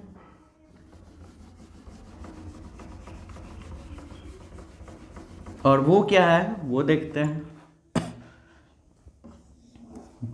और वो टॉपिक है फ्रीक्वेंसी इन SHM। SHM में फ्रीक्वेंसी यानी SHM में आवृत्ति। अब फ्रीक्वेंसी क्या होता है, तुरंत हम कुछ देर बाद डिफिनीशन लिखवाएंगे। आप याद रखना, एकांक समय में जितना रेवोल्यूशन हो जाए या जितना पीरियोडिक मोशन हो जाए, यूनिट टाइम में जितना पीरियोडिक मोशन होगा, यानी एकांक समय में जितना आवर्त गति हो जाए, वो आपका फ्रीक्वेंसी है। जैसे कि पंखा 1 सेकेंड में अगर 5 बार घूम जा रहा है, यानी कि उसका 5 हर्ट्ज का फ्रीक्वेंसी हो जाएगा। फ्रीक्वेंसी का ऐसा यूनिट हर्ट्ज होता है, या रोटेशन पर सेकेंड भी बोल सकते हैं, या साइकिल पर सेकेंड भी बोल सकते हैं। ठीक है, ऐसे ऐसे बोला जा सकता है। अगर आप एक मान लो कोई भी हार्ट बीट, तुम्हारा हार्ट बीट ही है, उसका भी फ्रीक्वेंसी होता है। मान लो वो 1 सेकेंड में, मतलब 1 बार या 2 बार जो भी धड़क रहा है, उतना हर्ट्ज का आपका फ्रीक्वेंसी हो जाएगा। तो 1 सेकेंड में, मतलब कि अगर मान लो t सेकेंड में अगर वो 1 बार हो रहा है, तो 1 सेकेंड में कितना होगा, 1/t बार। यही है फ्रीक्वेंसी, यानी कि कहने का मतलब फ्रीक्वेंसी इक्वल टू होता है 1 में t मतलब टाइम ऑफ पीरियड। कहने का मतलब फ्रीक्वेंसी को हिंदी में आवृत्ति बोल सकते हैं। अब 1/आवृत्ति बराबर 1/आवर्तकाल। ठीक है, आवृत्ति को हम लोग नू से या तो स्मॉल f से सूचित करते हैं, नू का साइन है, नू से या तो f से इंडिकेट कर सकते हैं, और 1/आवर्तकाल को t से। अभी आपने पढ़ा था टाइम ऑफ पीरियड को। अच्छा चलो हम नू ही लिख देते हैं, नू या f कोई दोनों में से एक। t का वैल्यू आपके पास आया हुआ है कितना, 2 पाई रूट अंडर m/k। ठीक है, जब आप इसको सॉल्व करोगे तो 1/2 पाई रह ही जाएगा, और k चला जाएगा ऊपर, k ऊपर चला गया, m नीचे रह गया। ये आपका फ्रीक्वेंसी का फॉर्मूला निकल गया। यानी कि k और m तो आप यहीं पे पता कर रखे थे, तभी तो आप t निकालोगे, और k और m अगर पता हो गया और 2 पाई आपको समझ में ही आ रहा तो फ्रीक्वेंसी निकल जाएगा। तो इस तरह से हम लोग SHM का डिफरेंशियल इक्वेशन निकाले। SHM का हमने आवर्तकाल यानी टाइम ऑफ पीरियड निकाला, और SHM का हमने फ्रीक्वेंसी यानी आवृत्ति निकाला, और यही सब फॉर्मूला आपके न्यूमेरिकल्स में काम आएगा। ठीक है, तो अभी और भी हम लोग करेंगे, अभी और भी फॉर्मूलाज है, लेकिन अभी आप इसका स्क्रीनशॉट लेके नोट्स में अपना उतारिए। अब अगला जो टॉपिक आपको पढ़ना है, उस टॉपिक को पढ़ने के लिए हमको थोड़ा डिफरेंशिएशन का हेल्प लेना होगा। तो डिफरेंशिएशन का कुछ टॉपिक पहले पढ़ लेते हैं। वो टॉपिक्स क्या है, जैसे कुछ फॉर्मूला आप याद रखिएगा, जैसे साइन एक्स का डिफरेंशिएशन, कॉस एक्स। ऐसे तो 18-19 फॉर्मूला है, लेकिन जो ज़रूरत है फिलहाल हम वही बता रहे हैं। और cos x का differentiation minus sine x, sine x का डिफरेंशिएशन cos x, और cos x का डिफरेंशिएशन माइनस साइन एक्स, ये आप याद रखोगे। और किसी भी कांस्टेंट का डिफरेंशिएशन 0, यानी 1 2 3 4 5 या कांस्टेंट वैल्यू हो जाए, नी फिक्स वैल्यू, उसका डिफरेंशिएशन 0 मानते हैं। क्योंकि डिफरेंशिएशन का मतलब होता है द रेट ऑफ चेंज, यानी परिवर्तन का दर, किसी एक के सापेक्ष में, किसी एक के रिस्पेक्ट में दूसरा बदल जाए। और कांस्टेंट तो कांस्टेंट है ना, किसी के रिस्पेक्ट में भी वो बदलेगा नहीं, क्योंकि उसका नाम ही कांस्टेंट है, क्यों, उसका मतलब ही होता है कि वो न बदले, वेरिएबल बदल सकता है। ठीक है, तो इसलिए उसका डिफरेंशिएशन निकलता ही नहीं, यानी डिफरेंशिएशन सीधा 0 हो जाता है। ये आप समझ के डिफरेंशिएशन निकालने का थोड़ा सा तरीका समझ लीजिएगा। जैसे कि अगर साइन एक्स है तो इसका डिफरेंशिएशन x के रिस्पेक्ट में निकाल रहे हैं तो cos x आ रहा है। अगर यही होता sin 2x, ठीक है, तो हम इसका डिफरेंशिएशन निकालते 2x के रिस्पेक्ट में और फिर इस 2x को x के रिस्पेक्ट में, ठीक है। तो होता रिजल्ट क्या, sin 2x का हो जाता cos 2x, ठीक है। और 2x का कभी भी अगर एक कांस्टेंट और एक वेरिएबल मतलब एगो फिक्स वैल्यू एगो बदलने वाला वैल्यू मल्टीप्लाई में रहे तो कांस्टेंट को बाहर निकाल देना और जो बच गया उसका रिजल्ट निकालना। 2 बाहर तो बच जाएगा dx बटे dx 1, यानी रिजल्ट 2 cos 2x। और भी समझ में आएगा, जैसे क्वेश्चन रहे sin 3x और इसका डिफरेंशिएशन निकालना है तो sin 3x को पहले 3x के रिस्पेक्ट में और फिर 3x को x के रिस्पेक्ट में, ये काम आएगा, ठीक है। जो जरूरत है उतना ही बता रहे हैं, इसे डिफरेंशिएशन तो बहुत बड़ा है। sin 3x का हो जाएगा cos 3x और 3x का हो जाएगा सिर्फ 3 क्योंकि 3 बाहर निकल जाएगा, कांस्टेंट है, और dx बाई dx कट के 1 अरेंज कर लो, यानी 3 आगे लिख दो, 3 cos 3x। अच्छा, अगर रहे sin 4x तो sin 4x को 4x के रिस्पेक्ट में समझ लो। थोड़ा क्वेश्चन ऐसे रहे, साइन को थीटा प्लस फाई के रूप में, तो साइन थीटा प्लस फाई को थीटा प्लस फाई के रूप में और फिर थीटा प्लस फाई को एक्स के रूप में, ऐसे डी लगाएंगे सब में, ठीक है। तो ये चीज़ ध्यान रखिएगा, बस हमको यहाँ पे डिफरेंशिएशन का यही सेक्शंस बताना था, कोई बड़ी चीज़ नहीं, आपको इसको उतारना नहीं, बस टॉपिक पढ़ना है जो अभी और भी इम्पोर्टेंट है, displacement in a simple harmonic motion. आपने सिंपल हार्मोनिक मोशन में टी का वैल्यू जाना, नू का वैल्यू जाना, है ना, ए का भी वैल्यू आपने जाना, ये तीनों का वैल्यू आपने निकाला, लेकिन उस सब में एक चीज़ कॉमन था, के था, एम था, ये सब था। लेकिन ये जब भी थ्योरी ठीक है, के कांस्टेंट रहेगा, एम कांस्टेंट रहेगा, 2 पाई भी कांस्टेंट रहेगा, यही फॉर्मूला में आया था, ठीक है, यही आपने देखा था ना। तो ये जो भी आपने वैल्यू निकाला वो बात का बात है, लेकिन सिंपल हार्मोनिक मोशन में एक्स भी तो आता है, डिस्प्लेसमेंट, विस्थापन, वेलोसिटी भी तो आता है, यानी कुल मिला के अब हमको सारे चीज का वैल्यू निकालना है। एसएचएम बहुत इंपॉर्टेंट है, एसएचएम के लिए हमने वेलोसिटी निकाला, एसएचएम के लिए मैंने टाइम ऑफ पीरियड निकाला यानी आवर्तकाल, एसएचएम के लिए हमने फ्रीक्वेंसी निकाला यानी आवृत्ति, एसएचएम के लिए हमने एक्सेलरेशन निकाला यानी त्वरण, अब एसएचएम के लिए उसका डिस्प्लेसमेंट निकालते हैं यानी विस्थापन। तो displacement in a simple harmonic motion, सब आप फॉर्मूला लास्ट में याद कर लोगे, ठीक है, और वही आपका न्यूमेरिकल काम आएगा। जैसे मान लो हम एक सर्क्यूलर मोशन का बात कर रहे हैं, कोई भी सर्क्यूलर मोशन, ठीक है, तो उस सर्क्यूलर मोशन में मान लो एक सेंटर है, ठीक है, हालांकि सर्क्यूलर मोशन पे एसएचएम नहीं होगा लेकिन छोटे पाथ पे एसएचएम होगा। मान लो अगर कोई सपोज एक पार्टिकल्स है, यहाँ पे कोई एक पी पार्टिकल्स है, सबसे पहले हम ये एक्सिस बना लें, ठीक है, मान लो ये ऐसे 2 भाग बना लिया और आगे तक खींच ही लेता है,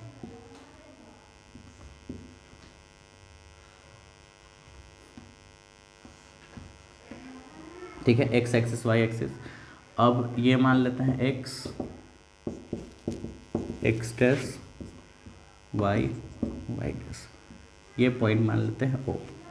तो चलिए अब हम लोग देखते हैं, ये फिगर आप समझ गए, ये यहाँ पे सर्कल हमने बनाया एक्स एक्सिस और वाई एक्सिस, ठीक है। अब हम लोग यहाँ पे थोड़ा सा क्या करते हैं, ये पॉइंट को हमने ए मान ली, मान लो इस पॉइंट का नाम हम कुछ भी रख लेते हैं, क्यू रख लेते हैं, ठीक है, चाहे क्यू नहीं एम रखते हैं, इस पॉइंट का नाम हम लोग एम रख लेते हैं। और यहाँ से फिर वो एक यहाँ पे पोजीशंस बना, इसका नाम हम एन रख लेते हैं, एन, और फिर एक यहाँ पोजीशंस बना के इसका नाम पी रख लेते हैं, अलग अलग नाम रख लिए। अच्छा, यहाँ से इस सर्कल का एक ऐसा सर्कल है जिसका रेडियस ए मान लेते हैं, रेडियस त्रिज्या, तो ये भी ए ही हो जाएगा, सारे जगह ये ए ही हो जाएगा। और हम अपने मन से एक परपेंडिकुलरली ड्रॉन करते हैं इसमें, ठीक है, और ये क्यू एक परपेंडिकुलरली ड्रॉन किया। अच्छा, यहाँ पे एक एंगल बना होगा, इस एंगल को हम फाई मान लेते हैं, फाई नॉट या फाई कुछ भी मान लो, फाई ही मान लो, ठीक है। और इस वाले एंगल को ओमेगा टी मानते हैं, ओमेगा टी इसलिए क्योंकि अभी तो पढ़े थे angular velocity equal to theta by T, याद करो अभी कुछ देर पहले।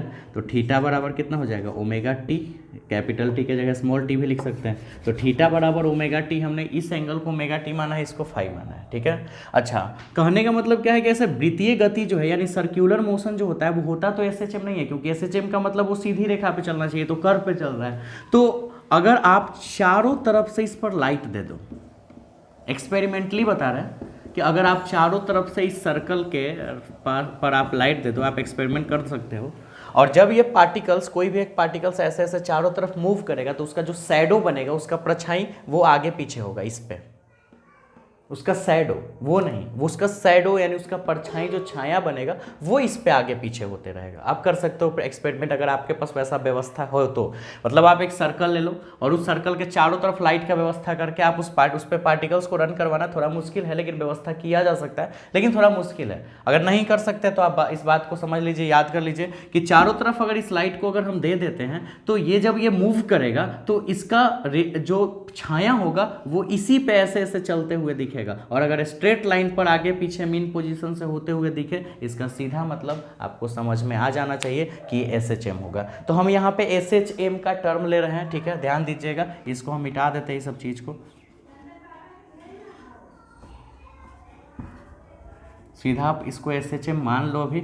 और डिस्प्लेसमेंट हमको निकालना है यानी एक्स का वैल्यू, ठीक है। तो देखो ये एक्स एक्सिस है, तो यहाँ से यहाँ तक के डिस्टेंस को एक्स मान ले सकते हैं, ठीक है। और ये वाला डिस्टेंस जो है वो मान के चलो, ये टोटल जो डिस्टेंस है वो आपका ए है। तो जब ये डिस्टेंस ए है तो ये वाला भी डिस्टेंस ये हो जाएगा, क्योंकि रेडियस। और आपके सामने एक राइट एंगल ट्रेंगल बना है जब आपने ये परपेंडिकुलरली ड्रॉन किया है, और वो ट्रेंगल है O Q P, in triangle O Q P या ओ पी क्यू ओ भी बोल सकते हैं, 90 बीच में होना चाहिए। तो इस पूरे बड़े वाले ट्रेंगल में ये टोटल एंगल लेंगे ना, ये टोटल यहाँ से लेके यहाँ तक एंगल, ठीक है। तो यहाँ पे एंगल पी ओ क्यू बराबर क्या हो जाएगा, ओमेगा टी प्लस फाई होगा। देखो कैसे, यहाँ से देखो ये ट्रेंगल है, इसमें ये एंगल फाई है और ये एंगल हमने माना है ओमेगा टी। तो ये टोटल एंगल यानी कि क्यू ओ पी या P O Q omega T में ये फाई जुड़ जाएगा, तो ओमेगा टी प्लस फाई हो जाएगा, ठीक है। और इस पूरे बड़े वाले ट्रेंगल में आप देखो ऐसे है वो ट्रेंगल पी क्यू ओ, और ये दोनों जोड़ के हो गया ओमेगा टी प्लस फाई, जिसमें ये वैल्यू x पता है, ये वैल्यू a पता है। अच्छा, अगर x मुझे डिस्प्लेसमेंट ही तो निकालना है, यानी x का वैल्यू, x को डिस्प्लेसमेंट यानी विस्थापन माने हैं, ठीक है। अब यहाँ पे हमने हिंदी नहीं लिखा था, हिंदी में लिख लेते हैं SHM में विस्थापन। SHM समझ लो, सिंपल हार्मोनिक मोशन यानी आवर्त गति, समझो सरल आवर्त गति। तो SHM में विस्थापन, ये यहाँ से यहाँ तक का वैल्यू x है, मुझे x का ही तो वैल्यू निकालना है विस्थापन यानी डिस्प्लेसमेंट का। तो मुझे x निकालना है और ये दिया हुआ है, यानी ये मुझे निकालना है, यानी बेस निकालना है, हाइपोटेनस दिया हुआ है। तो बेस और हाइपोटेनस से रिलेटेड हम यहाँ पे कॉस का यूज कर सकते हैं, कॉस थीटा का, बट थीटा का काम यहाँ पे कर रहा है ओमेगा टी प्लस फाई, और होता है बेस बाई हाइपोटेनस। तो बेस आपका ओ क्यू है, ओ क्यू, और हाइपोटेनस है पी ओ, ठीक है, यानी कि B by H cos omega T plus phi equal to O Q का वैल्यू एक्स और इसका वैल्यू ए, रेडियस तो आपको पता ही होगा। तो एक्स बराबर a into cos omega T plus phi, और यही आपका रिजल्ट हो गया। बहुत सिंपल बात है। Displacement in simple harmonic motion SHM में विस्थापन जो आपने निकाला उसका वैल्यू याद रखिएगा, और इसी वैल्यू से हम लोग बाकी रिजल्ट निकालेंगे। तो x equal to A into cos omega T plus P, हम आपको पहले ही बताया था कि डिस्प्लेसमेंट यानी विस्थापन पता है, अगर इसको आप टाइम के रिस्पेक्ट में डिफ्रेंशिएट कर दो तो वेलोसिटी मिल जाएगा यानी वेग, और फिर उसको एक बार और से डिफ्रेंशिएट कर दो तो एक्सेलरेशन मिल जाएगा यानी त्वरण। वापस फिर से डिस्प्लेसमेंट यानी विस्थापन को डिफरेंशिएट कर दो 1 टाइम्स तो वेलोसिटी मिलेगा यानी वेग मिल जाएगा, उसको फिर से डिफरेंशिएट कर दो तो एक्सेलरेशन यानी त्वरण मिल जाएगा, ठीक है। तो ये जो रिजल्ट आया ये आया डिस्प्लेसमेंट का यानी विस्थापन का, किस टॉपिक में, सिंपल हार्मोनिक मोशन यानी एसएचएम में सरल आवर्त गति में। ये समझ गए आप, इसका स्क्रीनशॉट लेके उसके बाद आप ये उतारना है, फिर हम इसी टॉपिक्स का यूज करके आगे का थ्योरी लेते हैं। जो टॉपिक है वो है आपका expression for the velocity of a particle in SHM. SHM simple harmonic motion, सरल आवर्त गति में एक कण का वेग का व्यंजक। अभी जितना भी आप थ्योरी पढ़ रहे हो, जितना भी फॉर्मूला पढ़ रहे हो, वो सारे फॉर्मूला का हम लोग न्यूमेरिकल्स में यूज करेंगे, ठीक है। फॉर्मूला आपको लास्ट में याद रखना है कि डिस्प्लेसमेंट का इतना, हम एक बार सारा लिखेंगे। चलो अब आप फाइनली ये देख लो कि जैसे अगेन हम एक पेंडुलम बनाते हैं, ठीक है, और वो पेंडुलम कुछ ज़्यादा बड़ा हो गया, ये पेंडुलम, ये इसका मीन पोजीशन है। आपको याद है मीन पोजीशंस मतलब हमने बताया था माध्य स्थिति, और ये मूव करके इधर गया, डॉट डॉट समझ रहे हो। अच्छा, और इधर भी जा सकता है, दोनों तरफ जाएगा ना।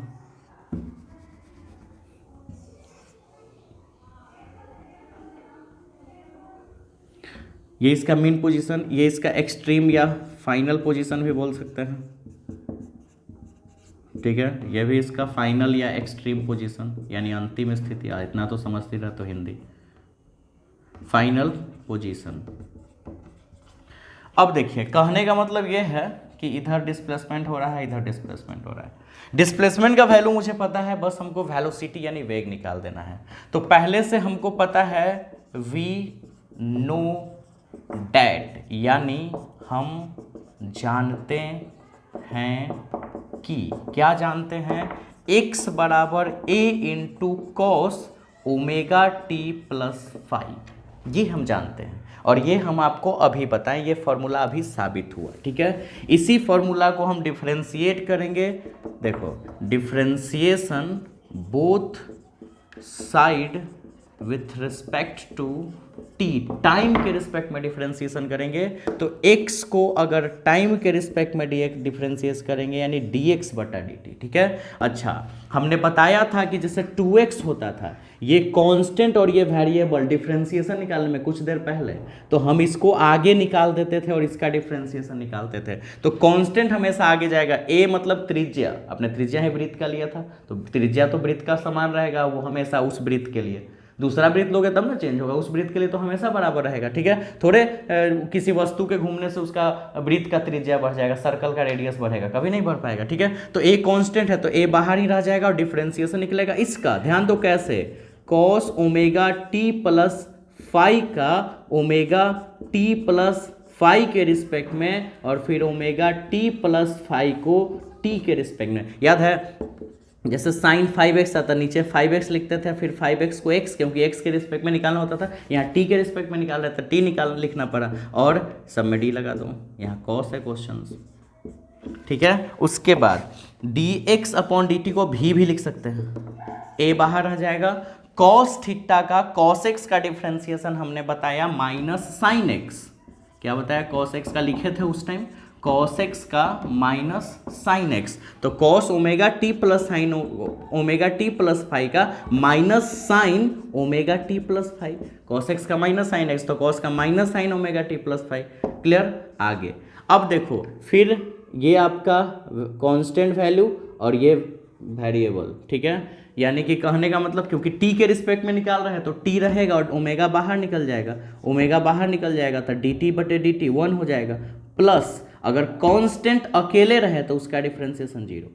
अरे कांस्टेंट कैसे पहचानना है वो समझो, हम t के रिस्पेक्ट में निकाल रहे हैं ना, तो t से जो मैच करेगा टर्म उसको बच जाएगा, नहीं तो बाकी कांस्टेंट बन जाएगा। तो जैसे t से ओमेगा टी में टी मैच कर रहा है तो इसका डिफरेंशिएशन निकलेगा और ये कांस्टेंट बन जाएगा, कांस्टेंट मल्टीप्लाई में होता है तो बाहर निकल जाता है, और अगर कांस्टेंट अकेले रहे उसका डिफरेंशिएशन 0 होता है, चाहे कोई भी कांस्टेंट हो। तो ये कांस्टेंट इसलिए बना क्योंकि हम टी के रिस्पेक्ट में निकाल रहे हैं और ये फाई है, तो फाई इसके लिए कांस्टेंट का काम कर जाएगा, ठीक है। तो ये हो गया इतना रिजल्ट। अब आगे चलते हैं, फाइनली dx बटे dt को हम भी लिख सकते हैं। रिजल्ट क्या आएगा, रिजल्ट आएगा माइनस a, उसके बाद आएगा omega into sine omega T plus five, ध्यान दीजिए, माइनस a फिर omega sine omega T plus five. थोड़ा डेरिवेशंस को और चेंज करते हैं, a इंटू ओमेगा, माइनस याद है ना क्या होगा, माइनस का सिर्फ इतना ही काम है यहाँ पे कि हम जिधर डिस्प्लेसमेंट कर रहे हैं यानी जिधर हम ले जा रहे हैं उसके अपोजिट में फोर्स लग रहा है, बस माइनस का और कोई काम नहीं। माइनस सिर्फ इंडिकेट कर रहा है, वैल्यू नहीं दे रहा है, ठीक है। हम इसको sine omega T plus t को root under 1 minus cos square omega T plus 5 लिख सकते हैं क्या? साइन थीटा बराबर होता है ना root under 1 minus cos square theta.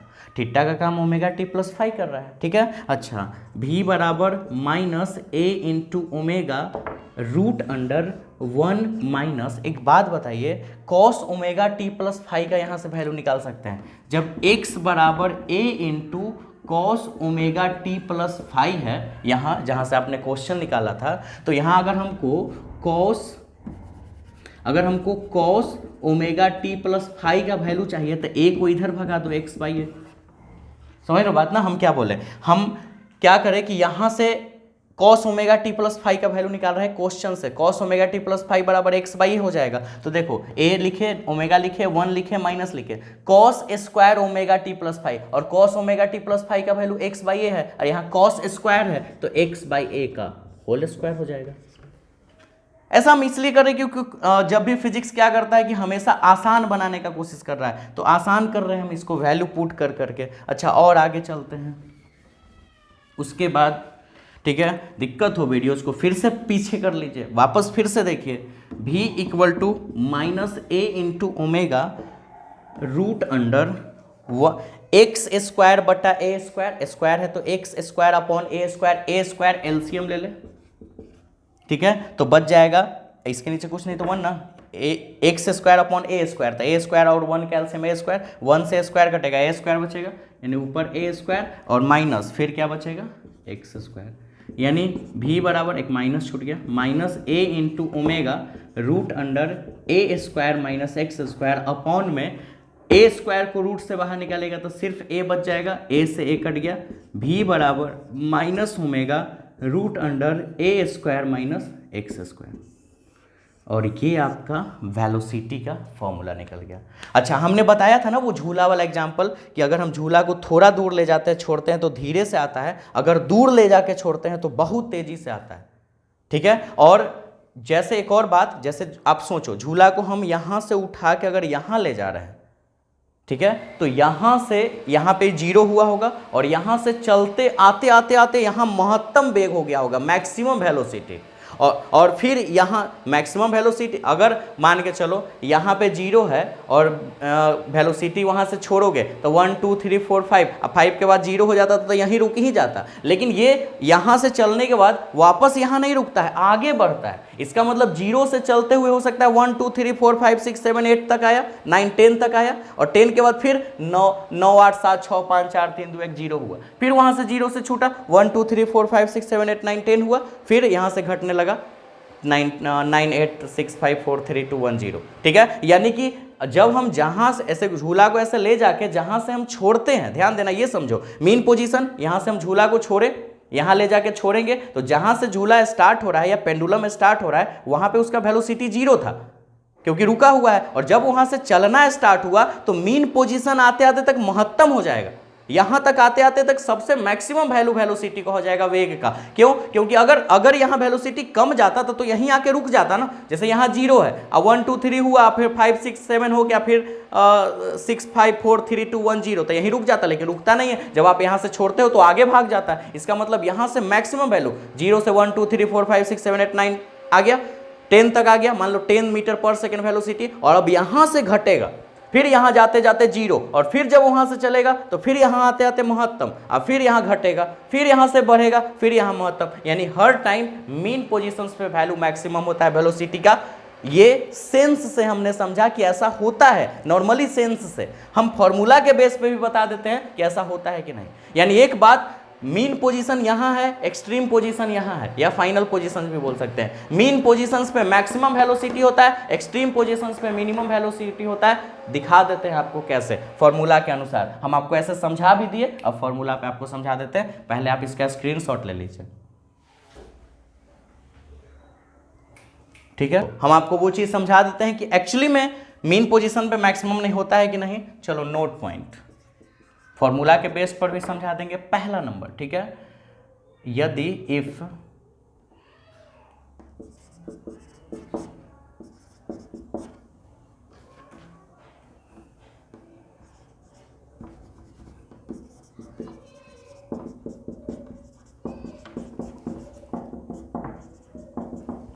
If particle, ठीक है, एट मीन पोजीशन। अच्छा, अगर पार्टिकल मीन पोजीशंस पे होगा तो एक्स पक्का जीरो नहीं। अरे मीन पोजीशन यही ना होता है, जब यहाँ से उठा के यहाँ तक ले जाओगे तब ना कुछ 1 मीटर 2 मीटर या कुछ होगा, यहाँ तो यही है, mean position zero, x zero. और जब एक्स जीरो तो भी बराबर minus omega root under a square minus x square, तो एक्स का वैल्यू जीरो, रिजल्ट क्या आएगा, भी बराबर minus omega root under a square, root से बाहर निकलेगा, ठीक है, तो माइनस ओमेगा आ जाएगा। माइनस का सिर्फ और सिर्फ इतना ही काम है, जो डायरेक्शन बता रहा है कि अपोजिट में है, ऐसा नहीं कि माइनस लग गया इसका मतलब ये छोटा वैल्यू है। माइनस का सिर्फ काम है डायरेक्शन बताना, यानी भी का मैक्सिमम वैल्यू ओमेगा ए है, ठीक है। 1 मिनट और अभी दूसरा समझ में आएगा, यदि ए पार्टिकल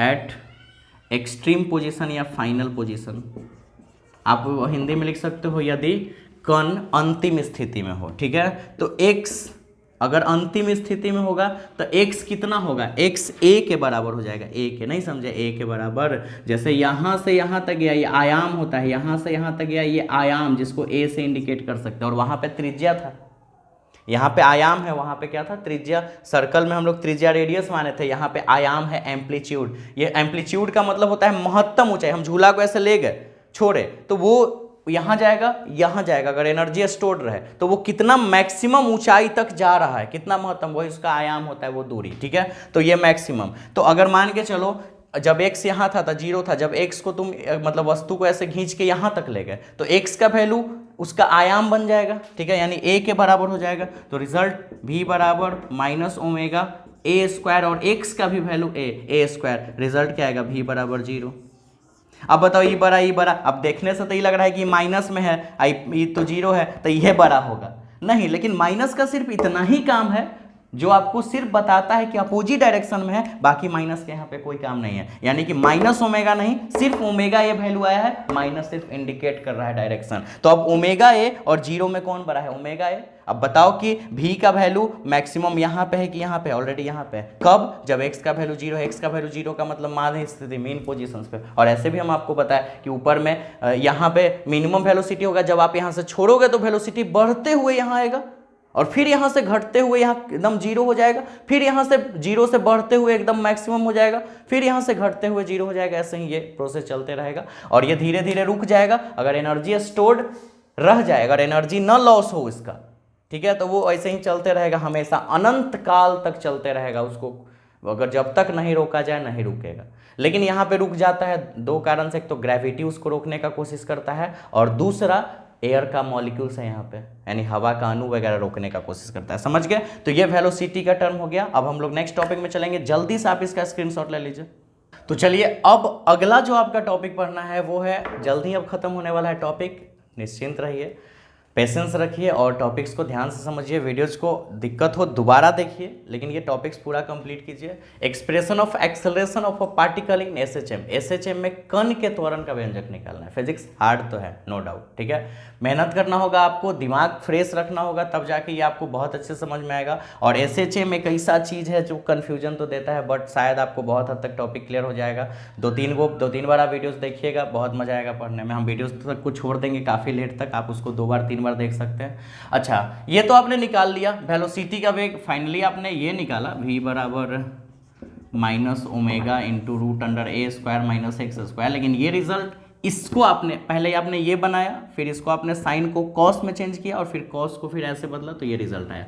लेकिन आया तो मेन ये था, ठीक है। तो हम बोले थे कि डिस्प्लेसमेंट को टाइम के साथ डिफ्रेंशिएट कर दो तो वेलोसिटी निकल जाएगा, और वेलोसिटी को टाइम के साथ डिफरेंशिएट कर दो तो एक्सेलरेशन निकल जाएगा, नहीं त्वरण, ठीक है। तो डिफरेंशिएशन, सीधा सा बात है कि अगर डिस्प्लेसमेंट टाइम के रिस्पेक्ट में चेंज हो जा रहा है तो वेलोसिटी, और अगर वेलोसिटी चेंज हो जाता है टाइम के रिस्पेक्ट में तो एक्सेलरेशन। यही तो फॉर्मूला है उसका, त्वरण। Differentiation both side with respect to T, ठीक है, भी अपॉन टी। हमको लग रहा होगा कि आप लोग पूरा बोर हो गए होंगे, लेकिन जस्ट पेशेंस रखिए थोड़ा सा। डी भी अपॉन डी टी, समय कम है, टॉपिक को ज़्यादा पढ़ाना है, इसलिए थोड़ा फास्ट है। ओमेगा और ए आगे रहेगा क्योंकि दोनों कांस्टेंट है। डिफरेंशिएशन निकालिए, sine omega T plus phi का differentiation omega T plus phi के रिस्पेक्ट में और ओमेगा टी प्लस फाई को फिर टी के रिस्पेक्ट में, ठीक है। अच्छा, dv upon dt minus omega A ऐसे ही रहेगा। Sine omega T plus phi का डिफरेंशिएशन हो जाएगा cos omega T plus phi. यहाँ पे ओमेगा बाहर आएगा ना, याद है, टी का 1 क्योंकि ओमेगा बाहर था, dt बाई dt 1, और अगर कांस्टेंट अकेले हो तो डिफरेंशिएशन 0। रिजल्ट आ जाएगा dv बाई dt को अब हम एक्सेलरेशन तो लिख ही सकते हैं, ठीक है। ओमेगा बच जाएगा, ओमेगा में ओमेगा से गुना होके माइनस ओमेगा स्क्वायर इंटू ए into cos omega T plus five, ठीक है। ये आपका यानी कि ये एक्सेलरेशन हो गया equal to minus omega square into A into cos omega T plus five. अब इसको एक और चीज किया जा सकता है, आपने x का वैल्यू क्या निकाला, a into cos omega T plus five, यही तो आपने x का वैल्यू निकाला था। यहाँ पे लिख देते हैं, सिंस x बराबर a into cos omega T plus five, और x ही के बेस पे आपने v निकाला और v के बेस पे a निकाला, ये आपने अभी पढ़ा था कुछ देर पहले। तो x equal to a into cos omega T plus five, तो देखो minus omega square a into cos omega T plus five को हम x लिख सकते हैं, ये रिजल्ट निकल गया, ठीक है। अब जब एक्सेलरेशन आ गया, दो और चीज यहां पे जान लेते हैं, और वो है टाइम ऑफ पीरियड, जैसे आप निकाले थे कुछ देर पहले, लेकिन वो एक पीरियोडिक मोशंस के लिए, ऑसिलेटरी के लिए निकाले थे, यहाँ एसएचएम के लिए निकाल रहे हैं। तो टाइम ऑफ पीरियड बराबर, ठीक है, t इक्वल टू क्या हो जाएगा, सीधा बात 2 पाई बाई ओमेगा। कैसे, velocity equal to displacement upon time, तो angular velocity equal to angular displacement upon time, यानी कि ऐसे लिख देते हैं, वेग बराबर विस्थापन बटा समय। कुछ देर पहले तो ये बताया था। तो एंगुलर वेग, कोणीय वेग बराबर कोणीय विस्थापन बटा समय, यानी angular velocity equal to angular displacement upon time. Angular velocity को ओमेगा से सूचित करते हैं, विस्थापन को थीटा, थीटा का वैल्यू 2 पाई रखे थे, और समय को टी को अगर यहाँ कर दिए तो 2 पाई बाई ओमेगा, ठीक है। तो 2 पाई बाई ओमेगा सही तो लिखे हम। तो टी बराबर 2 पाई बाई ओमेगा कुछ देर पहले ही पढ़ाए थे, और ओमेगा का वैल्यू यहाँ से निकाल लो। देखो minus omega square into x बराबर है, माइनस को हटा दो, माइनस का सिर्फ वही काम है, ठीक है ना, डेरिवेशंस में वो बताता है। तो ओमेगा स्क्वायर बराबर ए बाई एक्स, तो ओमेगा बराबर कितना, root under A by X, तो ओमेगा की जगह root under A by X लिख दो, ठीक है। तो टी बराबर 2 पाई रह जाएगा और x ऊपर चल जाएगा, a नीचे चला जाएगा। वहाँ पे जो डेरिवेशन t का निकाले थे वो k बाई एम के रूप में निकाले थे, वहाँ स्प्रिंग कांस्टेंट है, यहाँ पे कुछ और है, ठीक है। ये निकल गया टाइम ऑफ पीरियड। अब निकाल लेते हैं फ्रीक्वेंसी। फ्रीक्वेंसी मतलब आवृत्ति और टाइम ऑफ पीरियड मतलब आवर्तकाल, ठीक है। अभी तो आपने पढ़ा था नू से या तो एफ से सूचित करते हैं, और ये टाइम का उल्टा होता है, सीधा 1 बाई टी, तो वैल्यू पलट दो ना, टी ए वाला, पाई 2 पाई है तो 1 बाई 2 पाई लिख दो, उल्टा हो गया, और एक्स बाई ए है तो ए बाई एक्स लिख दो, निकल गया फ्रीक्वेंसी। जो घेर रहे हैं वही सब फॉर्मूला आपको याद रखना है। ये सब आप समझ के रखते हैं तो ज़्यादा बढ़िया है, नहीं भी समझ के रखते हैं तो आपको जेई मेंस के लिए, एडवांस के लिए, नीट के लिए तो आपको क्वेश्चंस बनाना है ना, तो आप क्वेश्चंस बनाना है तो ये सब फॉर्मूला आपको याद रखना है कम से कम, जो घेर लास्ट में ला रहे घेर रहे हैं। अगर ये थ्योरी याद रखिएगा तो आपको बोर्ड एग्जाम में काम आएगा। आप सिर्फ डेरिवेशंस, इसके न्यूमेरिक वैल्यू को याद रखिएगा तो आप जेई मेंस वाले क्वेश्चंस को, एडवांस वाले, नीट वाले क्वेश्चंस को आप बना पाइएगा, क्योंकि वो सारा न्यूमेरिकल्स होगा, न्यूमेरिकल्स में ये सब फॉर्मूला यूज होगा, ठीक है। तो ये अब चलिए इसका स्क्रीनशॉट ले लीजिए, और हम इसके बाद लास्ट टॉपिक पढ़ते हैं, पोटेंशियल एनर्जी निकालना और काइनेटिक एनर्जी निकालना, यानी स्थितिज ऊर्जा और गतिज ऊर्जा, ठीक है। फिलहाल स्क्रीनशॉट लीजिए।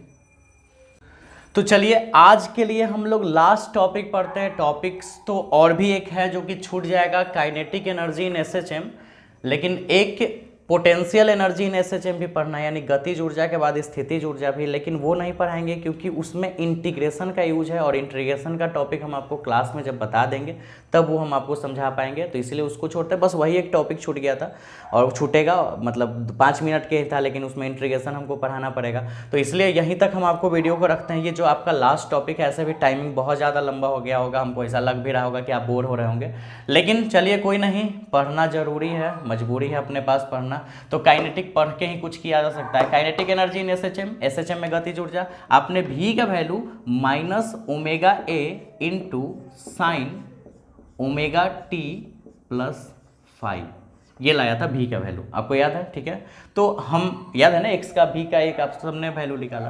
अब हम फाइनली रिजल्ट देखते हैं, ठीक है, कि इसमें हम काइनेटिक एनर्जी का वैल्यू कैसे निकाल सकते हैं। काइनेटिक एनर्जी यानी गतिज ऊर्जा, फॉर्मूला होता है हाफ mv²। ये फॉर्मूला हम आपको क्लास में ही साबित करेंगे, हाफ mv², जब हम लोग कार्य, ऊर्जा और शक्ति यानी वर्क एनर्जी और पावर का चैप्टर पढ़ते रहेंगे। हम लोग पढ़ेंगे ही 11 में ही पढ़ेंगे। तो हाफ mv², m को mv छोड़ देते हैं और v का वैल्यू हमारे पास है माइनस ओमेगा इंटू ए into sine omega T plus 5 total का होल स्क्वायर, ठीक है। तो 1/2 m माइनस ओमेगा स्क्वायर मतलब plus omega square a square into sine square omega T plus 5, सब स्क्वायर हो जाएगा।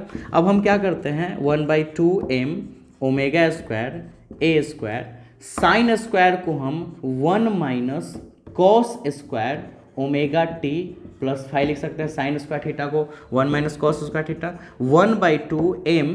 अब ध्यान दीजिएगा, उसके बाद हम क्या करते हैं 1/2 m ओमेगा स्क्वायर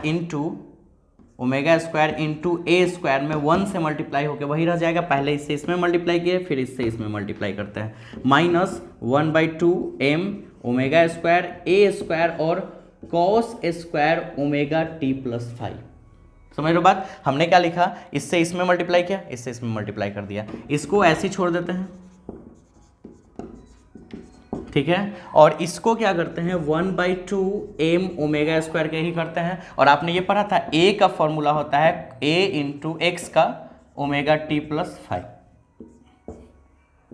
ये x का वैल्यू होता है, ये आपने पहले ही पढ़ा, इसी से तो सब आया है, ठीक है। तो अगर ये स्क्वायर हो जाए, ये स्क्वायर हो जाए तो x भी स्क्वायर हो जाएगा, ऐसा ही है ना कुछ, ठीक है। तो हम इतना के जगह पर हम क्या लिख सकते हैं x स्क्वायर लिख सकते हैं, ठीक है, समझ रहे हो, x स्क्वायर लिख सकते हैं।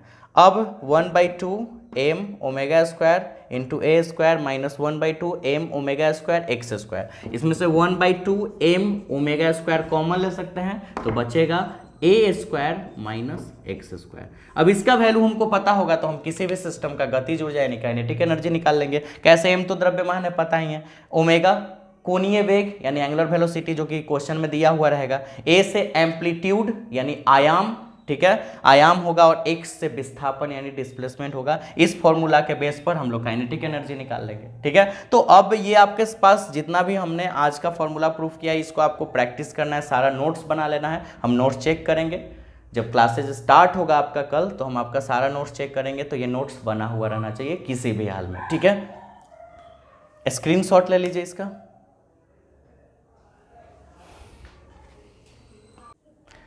तो उम्मीद है कि मेरे सभी स्टूडेंट जितने भी इस वीडियो को देख रहे हैं सबको ये वीडियो समझ में आया होगा, टॉपिक समझ में आया होगा। अगर आपको कोई भी टॉपिक में प्रॉब्लम होता है वीडियो को दोबारा देखिए, अगर उसके बाद भी प्रॉब्लम होता है आप मुझे कांटेक्ट कीजिए। मेरा mobile number and WhatsApp number दोनों जो है, कॉन्टैक्ट और व्हाट्सअप दोनों नंबर आपके डिस्प्ले पे फ्लैश कर रहा है। आप ये नंबर पे व्हाट्सअप में मुझे क्वेश्चंस भेज सकते हैं, आप साउंड रिकॉर्ड करके भी आप मैसेज दे सकते हैं कि मुझे ये सारे टॉपिक्स में प्रॉब्लम हो रहा है, या आप फ़ोन कर सकते हैं, या फिर अगले दिन के क्लासेज में अगर आपको कोई भी टॉपिक्स में प्रॉब्लम हुआ है तो पूछ सकते हैं, क्योंकि स्पेशली हम आपके लिए ही बैठे हैं, हम आपको ही सिखाने के लिए यहाँ पे बैठे हैं। तो आपको किसी भी तरह का दिक्कत हो आप बेसिकली हमसे क्वेश्चंस पूछिए, कोई भी दिक्कत हो सकता है मेरे से कुछ ऐसा टॉपिक हो जो समझाने में प्रॉब्लम हुआ होगा, तो आप निश्चिंत रहिए, टेंशन मत लीजिए। कोई भी प्रॉब्लम ट्रबल हुआ होगा मेरे इस टॉपिक में, आप बेसिकली हमसे आराम से बिना किसी हेजिटेशन से आप हमसे पूछिए, ठीक है। और अगर आपको वीडियो अच्छा लगा है, वीडियो अगर आपको पसंद है तो लाइक बटन को जरूर दबा दीजिएगा, क्योंकि वो ज़रूरत है, क्योंकि मैंने वीडियो बनाया है